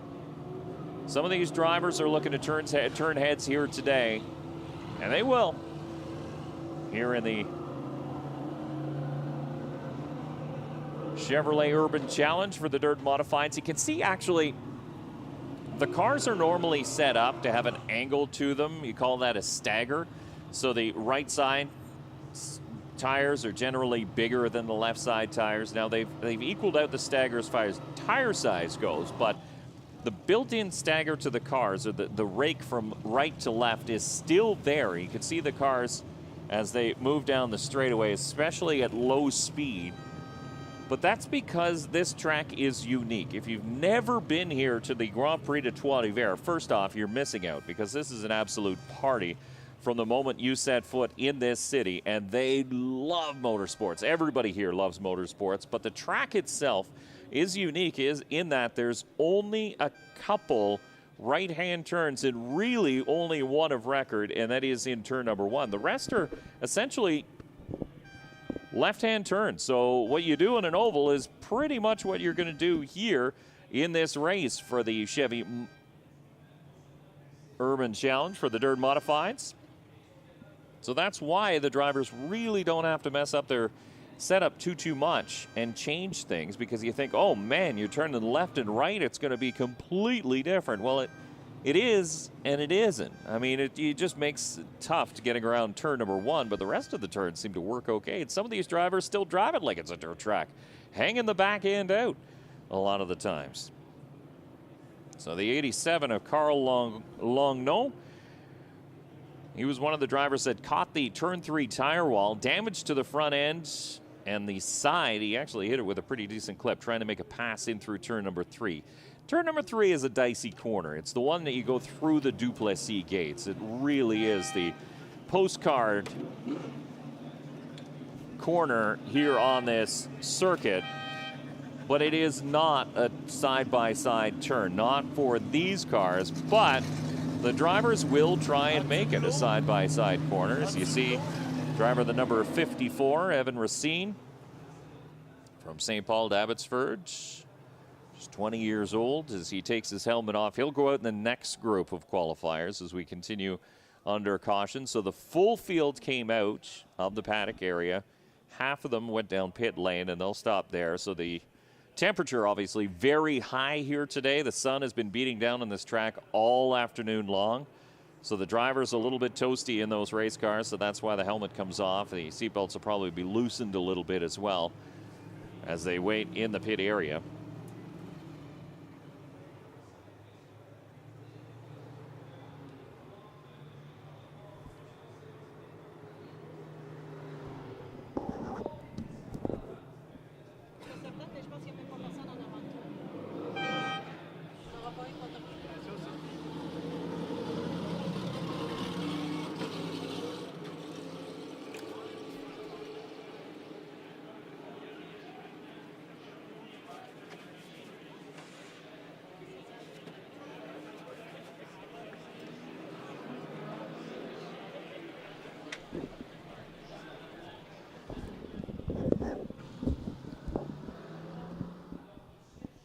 So the Chevrolet Urban Challenge for the Dirt Modifieds, the brainchild of promoter Dominique Fougère here at the Grand Prix de Trois-Rivières. He thought, wouldn't it be neat if we could run Dirt Modifieds on this track with their regular dirt tires, not really change anything. They don't come with a dirt modified or an asphalt modified race car. There you can see Alex Tagliani in the Quick Wick number 18, a veteran of the NASCAR Pinty Series, pole sitter on the Indianapolis 500. And here he's racing a dirt modified. He does have a little bit of dirt modified experience. The NASCAR Pinty Series will make a start on dirt here in 2022. As a matter of fact, it's the next race coming up on the calendar. But Alexander Tagliani, one of a handful of drivers, including LP Dumoulin, Raphael Lesarge, Marc-Antoine Cameron, Andrew Ranger.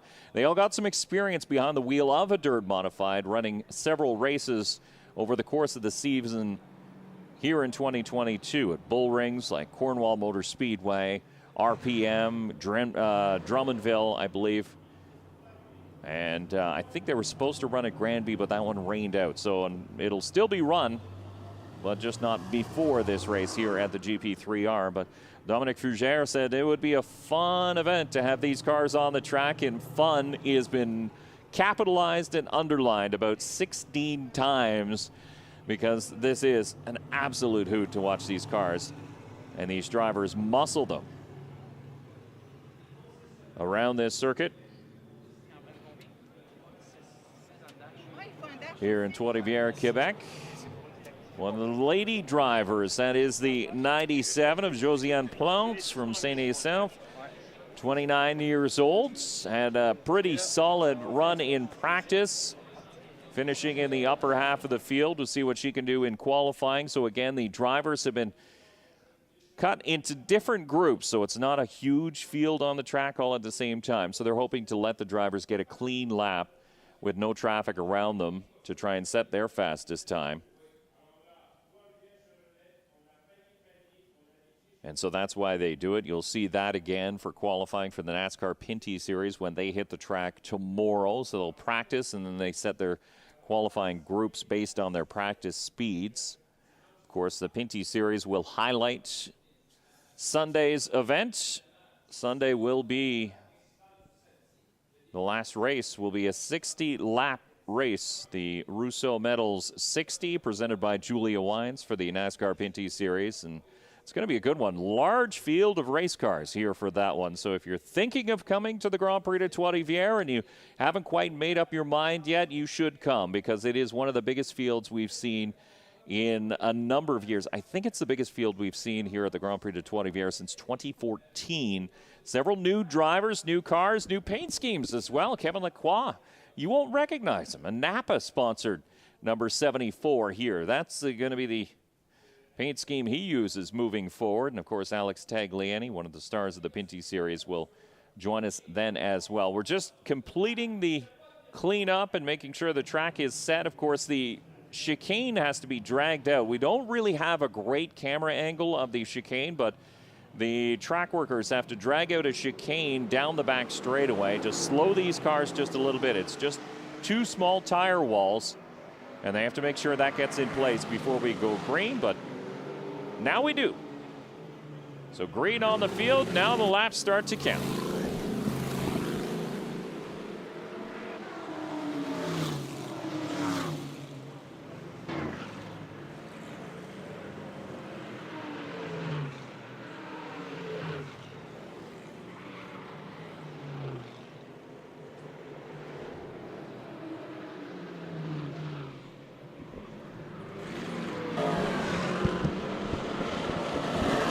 Good look at the 41 of Samuel Charland out of Victoriaville.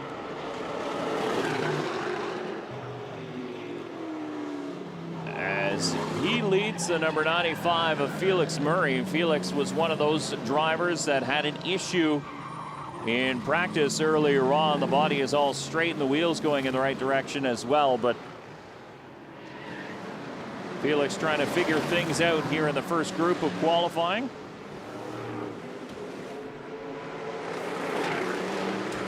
As we see some of the laps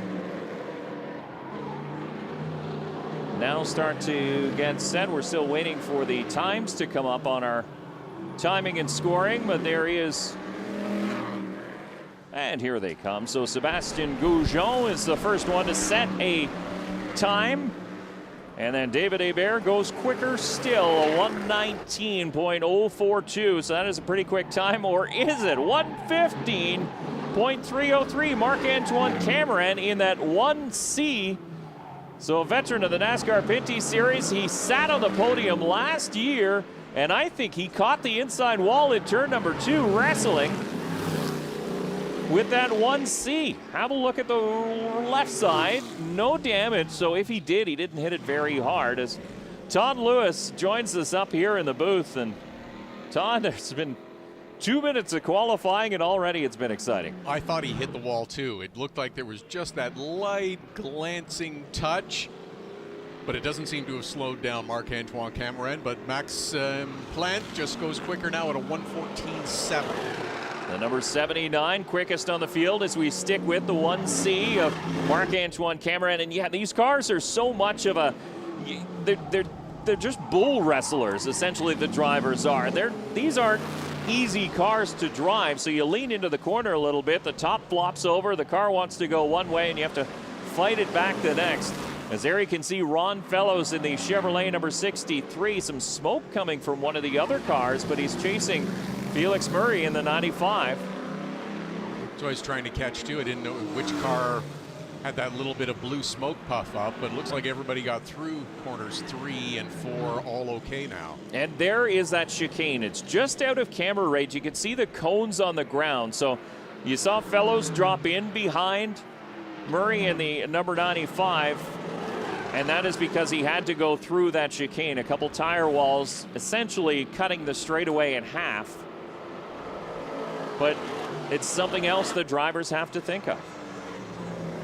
Yes, definitely. Coming out of 3 through 4, as you get set towards 5 and 6, the hard left-hander, you can't just simply come through the arch, try to get yourself pointed towards 6. 4 and 5 are just quick little light left-handers. It's a matter of getting to the chicane, getting through smoothly, and then maximizing your acceleration again down towards corner number 6. So talking about smooth and talking about fast too, let's talk about Ron Fellows in the 63, second quickest now, a 1:15.049 for the driver of the 63 and a member of the Canadian Motorsport Hall of Fame. We talked about him in practice. He sort of languished towards the back of the field.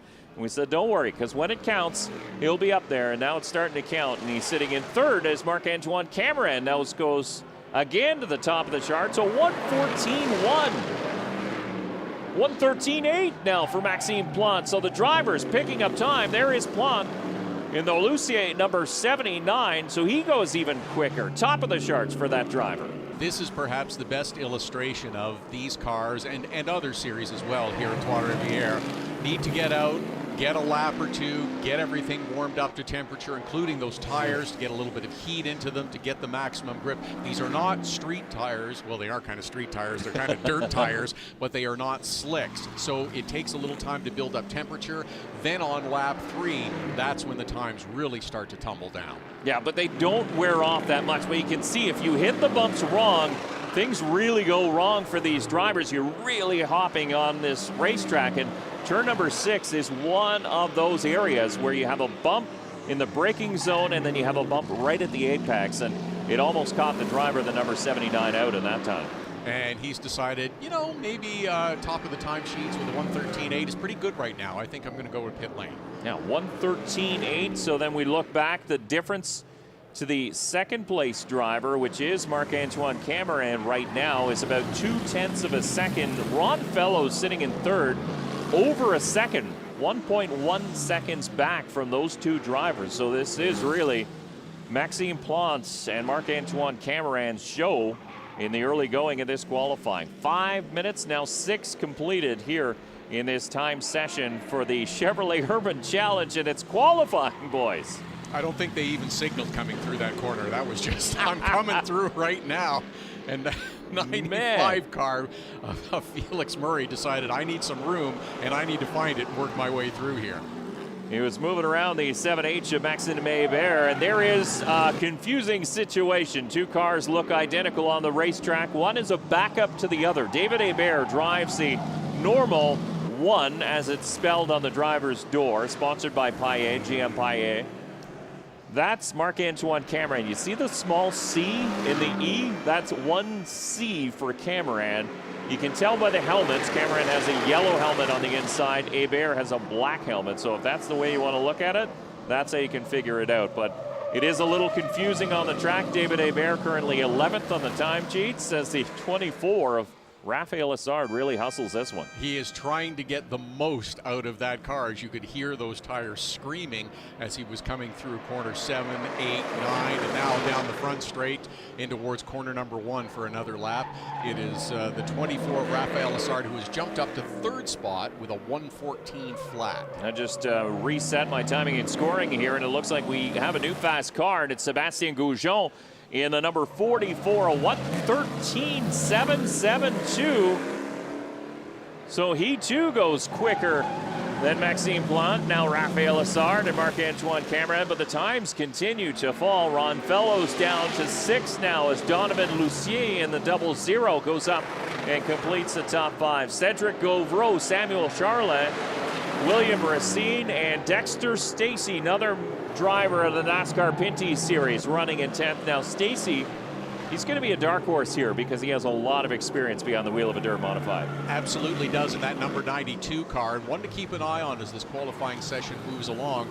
He's only run 2 timed laps so far. That's the same situation with the 24 of Raphael Lessard. As we saw with some of the earlier quick qualifiers, took a 3rd lap or so before those tires really got up to temperature and the drivers were able to hustle through and have a quick time. We're watching the number 44, Sébastien Goujon. He is your fast qualifier as it sits right now, your leader on the time charts as he works through turn number 6, and they do catch a little bit of a draft down the straightaway, so the leader is even looking for that pull from Brandon Beauregard as the 24 of Raphael Lessard sails it through. That was turn number 3, and then hard on the brake in that. Oh, he had to miss that tire wall. He went to the outside runoff area because there's the tire wall chicane. You heard the tires lock up. And good news that was there because Lessard survives, really. Everybody catch your breath now, including Raphael Lessard behind the wheel of that number 24, and he's come down off the pace just a little bit to kind of regather himself and then get organized before he hits the stripe again to start another time lap. That's the 95 that has gone around and quickly turned himself in the right direction of Felix Murray. Yeah, Felix has had a day today. He had some issues in practice earlier on. He's gone for a spin in that 95 here in qualifying, and caution is out, and I'm gonna suspect it might have been for Murray, but I'm gonna suspect they have to make some repairs to that tire wall where the 24 of Raphael Lessard sort of skidded through on the outside. Yeah, there it is. So they leave a bit of a gap there between the wall and the tire wall. So if a driver does get in too hot, it's not going to completely ruin the wall, but so you can sneak through up against the wall, and that's exactly what the outsider, as they call him, Rafael Lazar, did just then. So that's why there's still not a mark on that car. Right, and the other part is that there will perhaps be an orange cone or two that has been displaced by the cars who are not taking the traditional line through the chicane. So once they get that line back up, everybody will get back out and we'll resume a qualifying session. For those of you on Twitter, there is an orange cone Twitter account, and it's a pretty good follow, actually. I've been following it for several years, and it results in more than a few chuckles. Yes, it does. And those are the orange cones out on track that are now been properly placed back in their spot. EMS crew going out to visit the orange cone and resuscitate it, give it new life, and get it back to work. That's what we need them for. So that'll be the first session for the Chevrolet Urban Challenge for the Dirt Modifieds here on the Grand Prix de Trois-Rivières circuit.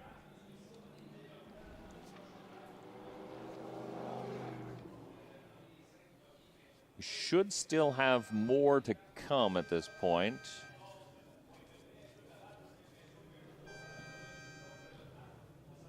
So the drivers all still strapped in on pit lane in their cars. There is current quick time belonging to Gaujon in the 44. Sébastien Gaujon, the 40-year-old out of Drummondville, Quebec, driving a modified. Normally,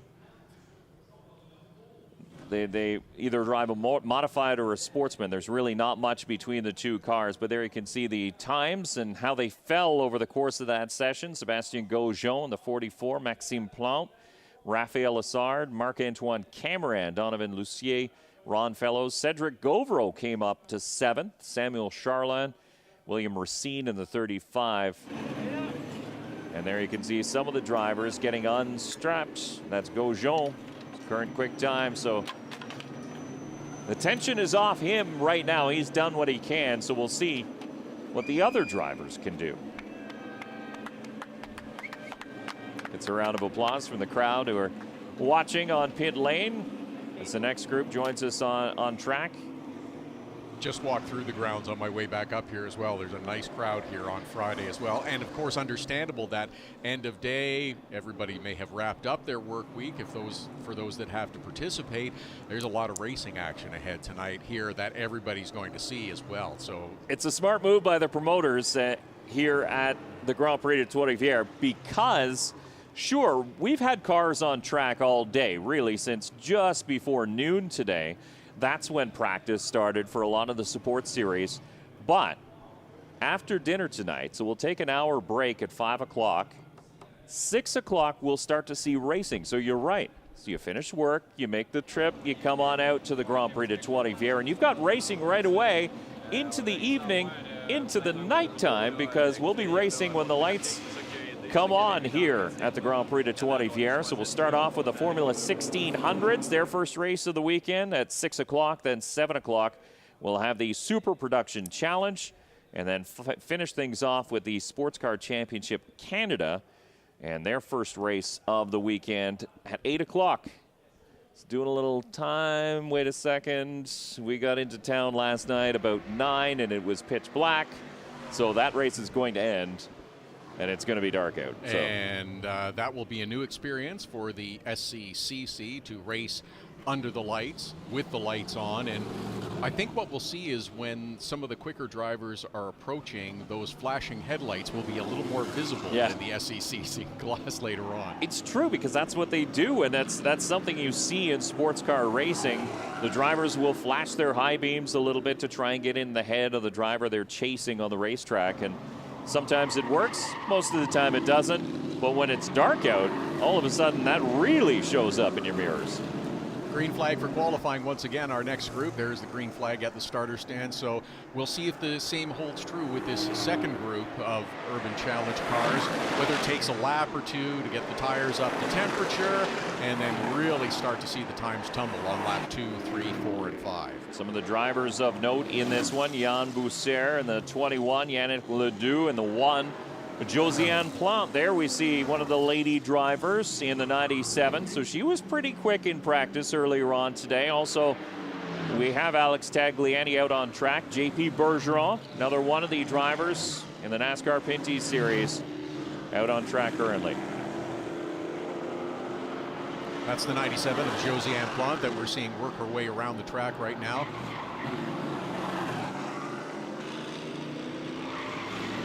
And you just take a listen. And I'm just listening for the tires, and I was just, okay, she's making the left-hander in corner number 6. All right, that's good. And you're just hearing those tires. Yeah. Just screaming for Trent. Look at the body roll on this thing as it leans through the turns.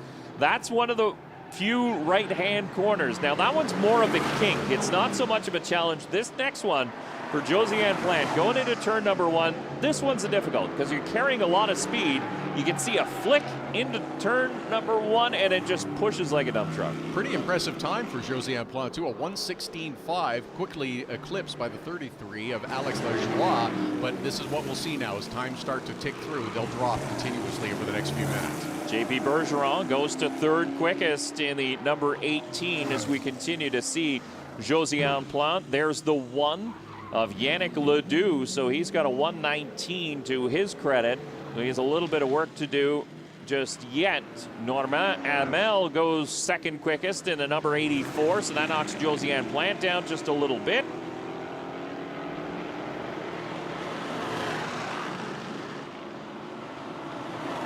You can see these cars handle very well in the straightaways. The corners is where it gets a little bit dicey as they bounce through. That's Alex Lajoie as Francois Bernier, new quick time, a 1:14.747.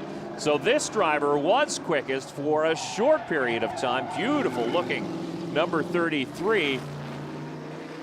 And now he is second, but does he have a quick time under his belt this time? Look at him fighting through 9, 10, now through 11, head towards the start-finish line. Really trying to muscle that car and get as much out of it as you can, and does with a 1:13.7. That lap just looked good. You can see some of these drivers attacking some of the curbs as well as they build up that confidence, because they're not used to turning left and right. So it does take a little bit to figure out what you can and can't do. And for Alex Lajoie, he's figuring it out in a hurry and getting it done in a hurry. About a second quicker, actually more than a second quicker than the 49 of Francois Bernier. Alex Tagliani now goes to number 3 in the 18T. The other 18 on track currently is Jean-Philippe Bergeron, and he's sitting in 7th position. Looks like that 33 may have slowed just a little bit now off the pace after posting that quick time. Just trying to watch through here, but maybe I'll take that back as I watch him go through that. They're not afraid to slide it. Normally you don't want to slide a asphalt car on a street circuit or a road course. You think, I need to make it stick. If it's sliding, it's not working properly. These drivers are like, I need more slide.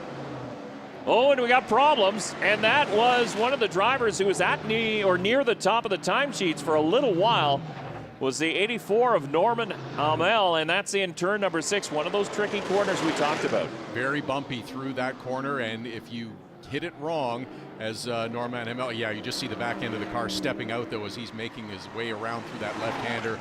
Bounce off the back, then the front, but it doesn't look like there's too much damage there, and he was able to drive away from that collision. Those tires really doing their job. Yeah, no damage at all. As a matter of fact, we saw a couple cars go into the tire wall earlier during practice and break the right front suspension on their cars. So good news for Hamel is that he's able to power away. That right front is still intact. Might be a little bit bent, might have to replace a tie rod, but for now it's okay. Good look at the 54 of Evan Racine. He had some engine issues in practice earlier on, so this is really his first chance to see what he can do on this track. A 1:18.2 is his quickest time so far, 14th on this group of qualifiers.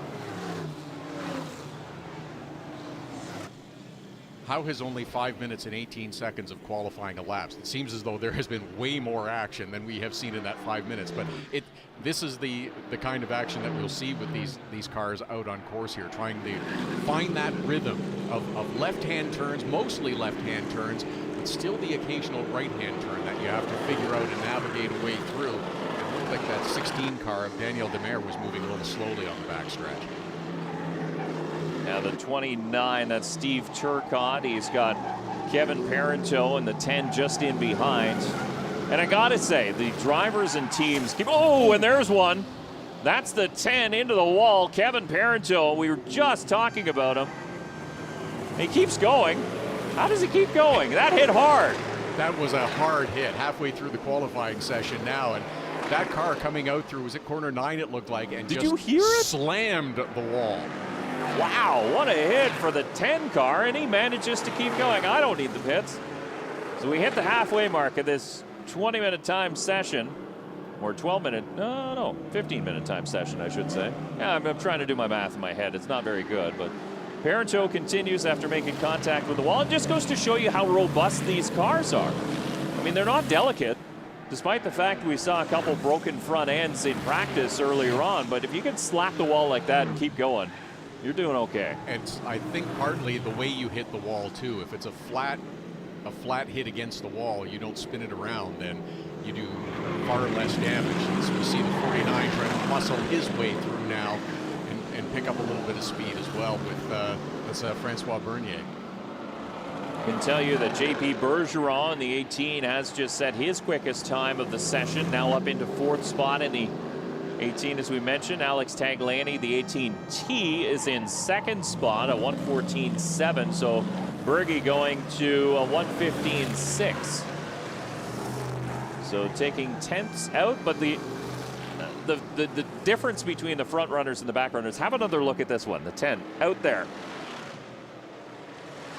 It sounded a lot worse than it actually was. When you look at it again, you're like, maybe that wasn't that bad.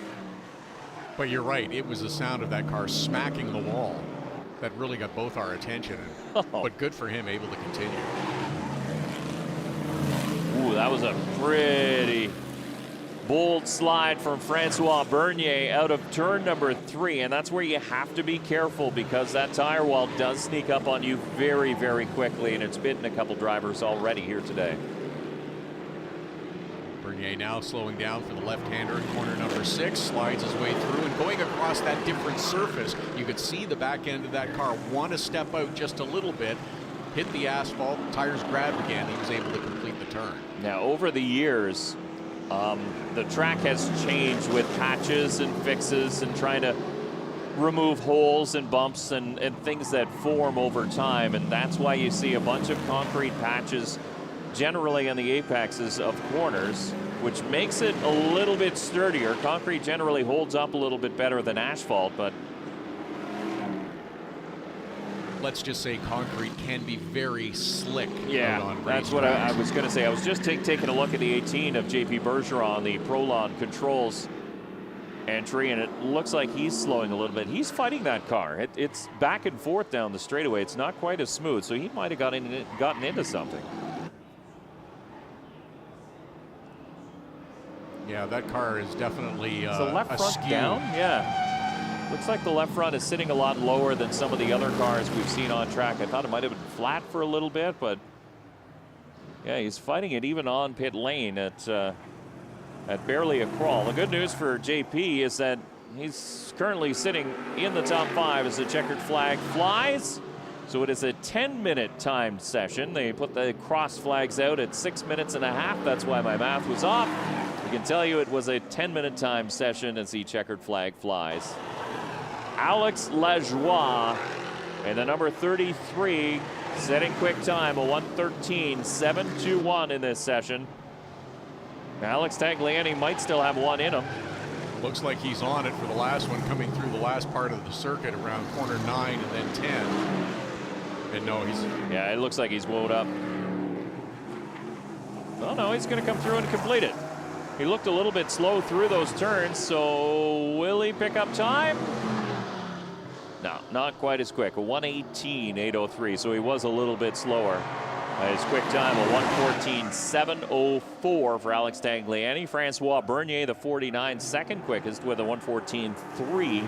And then Josiane Plante set her quickest time. That last lap, that pink and black number 97 goes to 4th on the timesheet to 1:14.962, 1:15.6.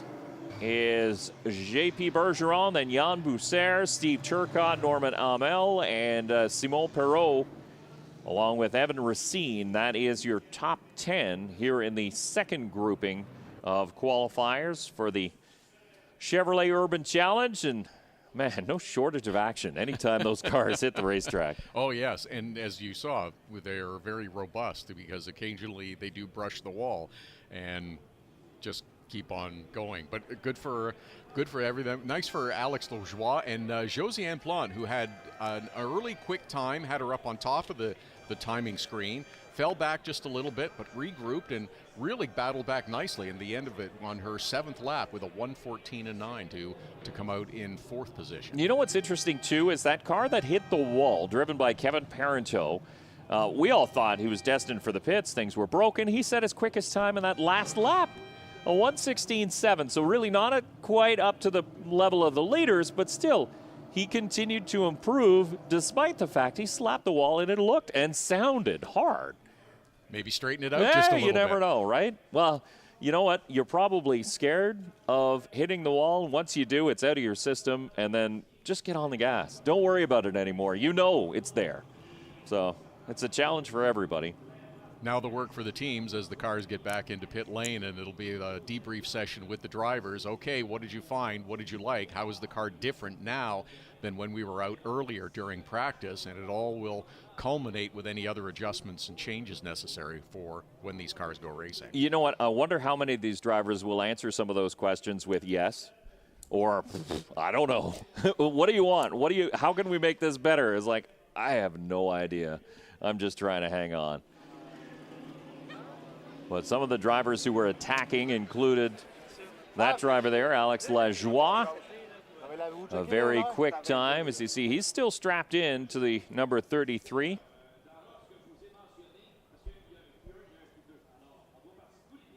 So I think we have one more session yet to come because the break is scheduled to happen at 5 o'clock. And then we'll be back at 6 with the first race of the evening. And it'll be the Formula 1600s. But you can see some of the drivers are still buckled in. So this one might be a pole shootout. As we apologize, we're a little bit short on the processes for the Chevrolet Urban Challenge as they get sorted out over the course of the day. And it believe it's going to be a pole shootout. Looks like this will set the top 20 for the field in this second round of qualifying. We had the field divided up into 2 groups, and now a second round to set the top 20 for the race. Yeah, and you can see they're just getting them sorted on pit lane. So you're right. Some of the drivers now on track, including Marc-Antoine Cameron, Donovan Lucier, William Racine. So, yeah, some of the drivers we saw at the time charts. Samuel Charland, I think he's going to be a dark horse in this one. The driver of the 41 from Victoriaville. He had a pretty good run going last year, too. Ran up near the front. And he's been quick every time he hits the track. Dexter Stacey is out there. Alex Lajoie, Cedric Gauvreau. Officials just getting everyone sorted out as to who's going out on and in what order to make sure that they get everyone out and give them a chance to make a dash in these final few minutes for the top spot in the qualifying for the race. You got to think, though, that some of the drivers who were in that second group may have an advantage. Their tires are already up to temperature at this point. The other drivers, those like, Sebastien Gaujon, who set quick time in the first group, he's been sitting on pit lane for 10 minutes.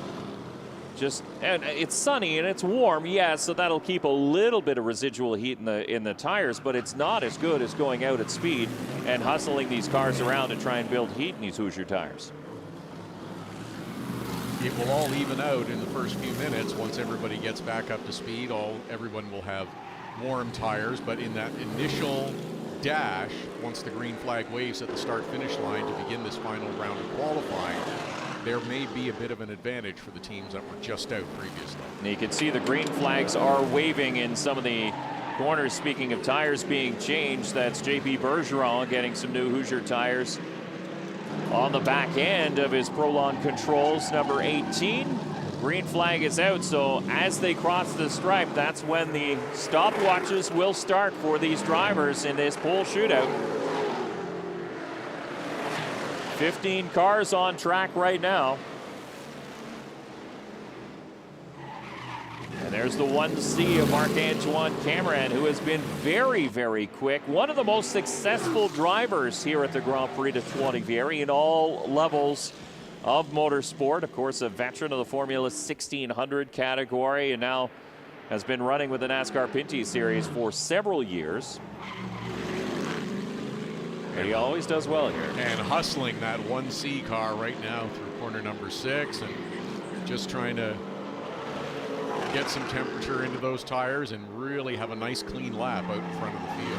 If you're Donovan Lucier in the 00, you can see that car just float. So we've seen some of these dirt modifieds slide completely sideways. For Marc-Antoine Cameron, he's sliding it, but it's more of a four-wheel drift, and that's why he's so quick.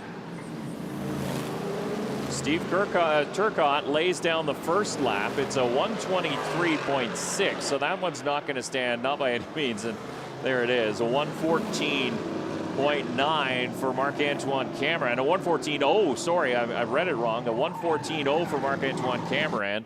So he goes automatically to the top. Dexter Stacey to third, and we got a car in the wall again. Second time in the wall for the number 84, Norman Amel.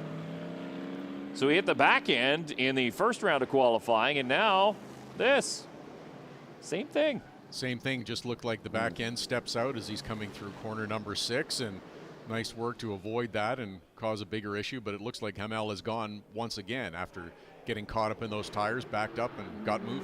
Yeah, you saw the back end body work on that number 84 did fold up just a little bit as he hit the tire wall. I keep thinking they're wrecking, but they're not. They're just turning. They're just getting through turn number 6 and trying to do it in a timely manner as Sébastien Gaujon goes quickest now. A 113.6 for Sébastien Gaujon, so about 0.3 of a second quicker than Marc-Antoine Cameron, with Maxime Plante now in the 74 third, Alex Lajoie, and Raphael Assard rounding out the top 5. It's the 18 of Alex Tagliani and the 44 car of Sébastien Gaujon moving through 9 and headed towards corner number 10. And Tagliani doesn't have a very quick lap in the books just yet, a 123.8. We'll see what he can do as he crosses the stripe. JP Bergeron goes up to 12th quickest as Cameron once again to the top of the charts, and there goes Tagliani to 3rd quickest. As we've seen previously, takes a lap or two just to get the tires up to temperature.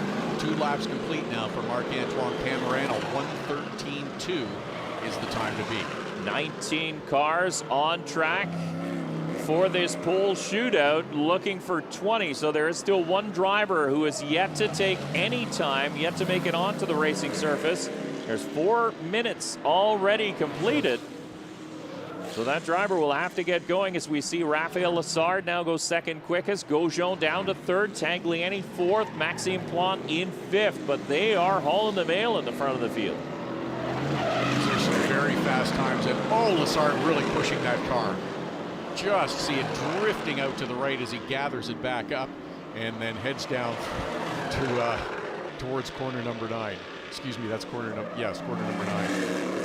Samuel Charlin picking up a few positions up to 6th place now as Dexter Stacey goes to 13th in the number 92. Haven't seen a lot of pictures of Dexter Stacey, but he continues to try and click off lap times that are quicker than the previous. As you see the 1C of Marc-Antoine Cameron, and that hose behind, it looks like his hand is waving, and behind Raphael Assard though goes quickest in a 113 flat now. So he is flat out flying in the 24. That was a very quick lap that Raphael Assard was on. We saw him sliding through corner number 9 and heading to the front straight before putting that 113 flat in, a 113.010. That is 2/10 quicker than Marc-Antoine Cameron, Sebastian Grosjean, Alex Tagliani, and Maxime Plant, your top 5 right now. And Grosjean is just ahead of the number 24 of Raphael Lessard in the 44. And there you can see they're coming into slower traffic as Josiane Plant is off the pace in the 97. It doesn't look like she's looking for pit lane, so this could draw the caution. Where is Plant on the time charts? 13th in the 97. And it looks like something amiss in that black and pink modified, but we stay under green. Lessard currently the quickest, a 13.0 is his fast time. Here comes Grosjean to click off a lap, and Grosjean goes to second, a 13.1, a 12.8 for the driver of the 24, Raphael Lessard, very much at home behind the wheel of this dirt modified here at Grand Prix de Trois-Rivières. He was hustling that car all the way around through corner number 10, which is a right-hander, but he had the wheels turned left as he was drifting through the corner, and he made it work with a 1:12.8 quick time. It seems that's what you have to do to muscle these cars around. You just have to float it, trust it, and get back on the gas. He has found the recipe, and that number 24 is Raphael Lessard continues to push, and there's another car off to driver's left that's a little bit slow there. I think that's Tagliani, as I think he pulled up just to let the faster cars go by, as he was not on a quick lap. As there is a caution waving in the corner, not a full course caution, just a heads up to the drivers that there's an issue ahead.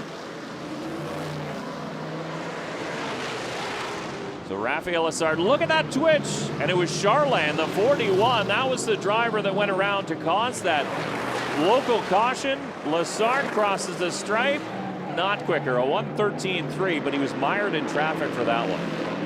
Have to adhere a little bit to the yellow flag as well that he would have had to cross through, so you can't be at top speed as you're approaching a yellow flag situation with an incident out on track. And into the final few minutes of this qualifying, has anybody got anything left for Raphael Lessard up on top with a 1:12.8, followed by Sebastian Grosjean, Marc-Antoine Cameron, the top 3. Grosjean, look at him, tucked up underneath the back bumper of the number 79 of Maxime Plant. They're 2 and 4 on the timesheets. Grosjean couldn't find a way by, but I don't know if he wanted to. He's just happy to stick in this draft. Look at Plant. He's waving him by, saying, I'll give you the inside, as he backs off just a little bit. So Grosjean gets clear into turn number 8. He uses all that runoff area, jumping the curb as Lessard will head to pit lane, but Grosjean has another opportunity to possibly steal the pole from the star of the NASCAR Pinty Series as Grosjean comes through to complete the lap. Waiting for his time to come up, a 14.3, not quick enough at all. So it looks like the good may have come out of the tires at this point for some of those front runners after they pushed them hard in the early going of this qualifying session. So the tires are still okay. They're not completely worn out, but the drivers will say it's the goodie in the tires, the stickiness, the newness, that'll give you the extra speed. But will it be the case for the 18T of Alex Tagliani, who continues to make his way around? More than once, you and I have seen drivers pull out a quick lap late, and Alex Tagliani is one to do that, but the 35 car being turned around is definitely not going to help. That's William Racine, and there is Tagliani up against the inside retaining wall in that tire wall, so this one went bad under braking for the 18T, and you're right, Tagliani is one of those drivers who likes to push after everybody goes to pit lane, and this will be the checkered. So we'll be done with 10 seconds left. So I wonder if the 35 caught the tire wall and maybe scattered it around, and Tagliani was surprised by it as he came out of turn number 2. That's a possibility. Looks like he may have had to take some evasive action to avoid a bigger incident. And what we don't know yet is how Alex has nosed that car into the inside guardrail, whether it was gently or whether there may have been some damage done by a bump of the tires or or maybe the inside guardrail, but we'll see. It looks like he's trying to get it going right now. Yeah, did he hit tires or did he hit that big front bumper? Because if it's bumper, it's okay. If it's a wheel, well, then there's some work to do. As he's trying to get things refired and get it into gear to head backwards. You can see the cleanup officials right with him, telling him all the wheels are pointed in the right direction. That's the good news, so you should be able to drive out of this one. Alex Tagliani with the 5th quickest time in this qualifying session with a 1:13.8 right now, but it is the 24 of Rafael Lessard who smoked one at a 1:12.8 to put him on top. So that will be the top 20 as they will hit the track. Tomorrow, Rafael Lessard, Sebastien Gaujon, Marc-Antoine Cameron, Maxime Plante, Alex Tagliani. That's your top 5. Donovan Lucier, Francois Bernier, Samuel Charlin, Cedric Gauvreau, and Alex Lajoie, who was quickest in his group, had to settle for 10th fastest in this one. William Racine, Dexter Stacey, Steve Turcotte, Ron Fellows, Simon Perrault, Josiane Plante, Evan Racine, Jean-Philippe Bergeron, and Norman Hamel will round out the qualifying 20 here. And I'm just looking at who's didn't run very many laps. So the 47 of Simon Perrault only did 3 laps. So he'll have some pretty good tires come race time, and he'll start in 15th spot. So keep an eye on that. 47 could be a story to watch here this afternoon. But qualifying in the books for the Chevrolet Urban Challenge. We'll have a 1-hour break here at the Grand Prix de Trois-Rivières. Let the volunteers and corner workers get some dinner into them, get some much-needed hydration as well. Very hot and sunny out here today, but a beautiful day for a motor car race. And we'll get into the races that count in just a little bit. 6 o'clock is when we start with race number 1 for the Formula 1600 Tour. I'm Dave Bradley. Todd Lewis has been joining me in the booth. We thank you very much, and we'll see you at 6 o'clock.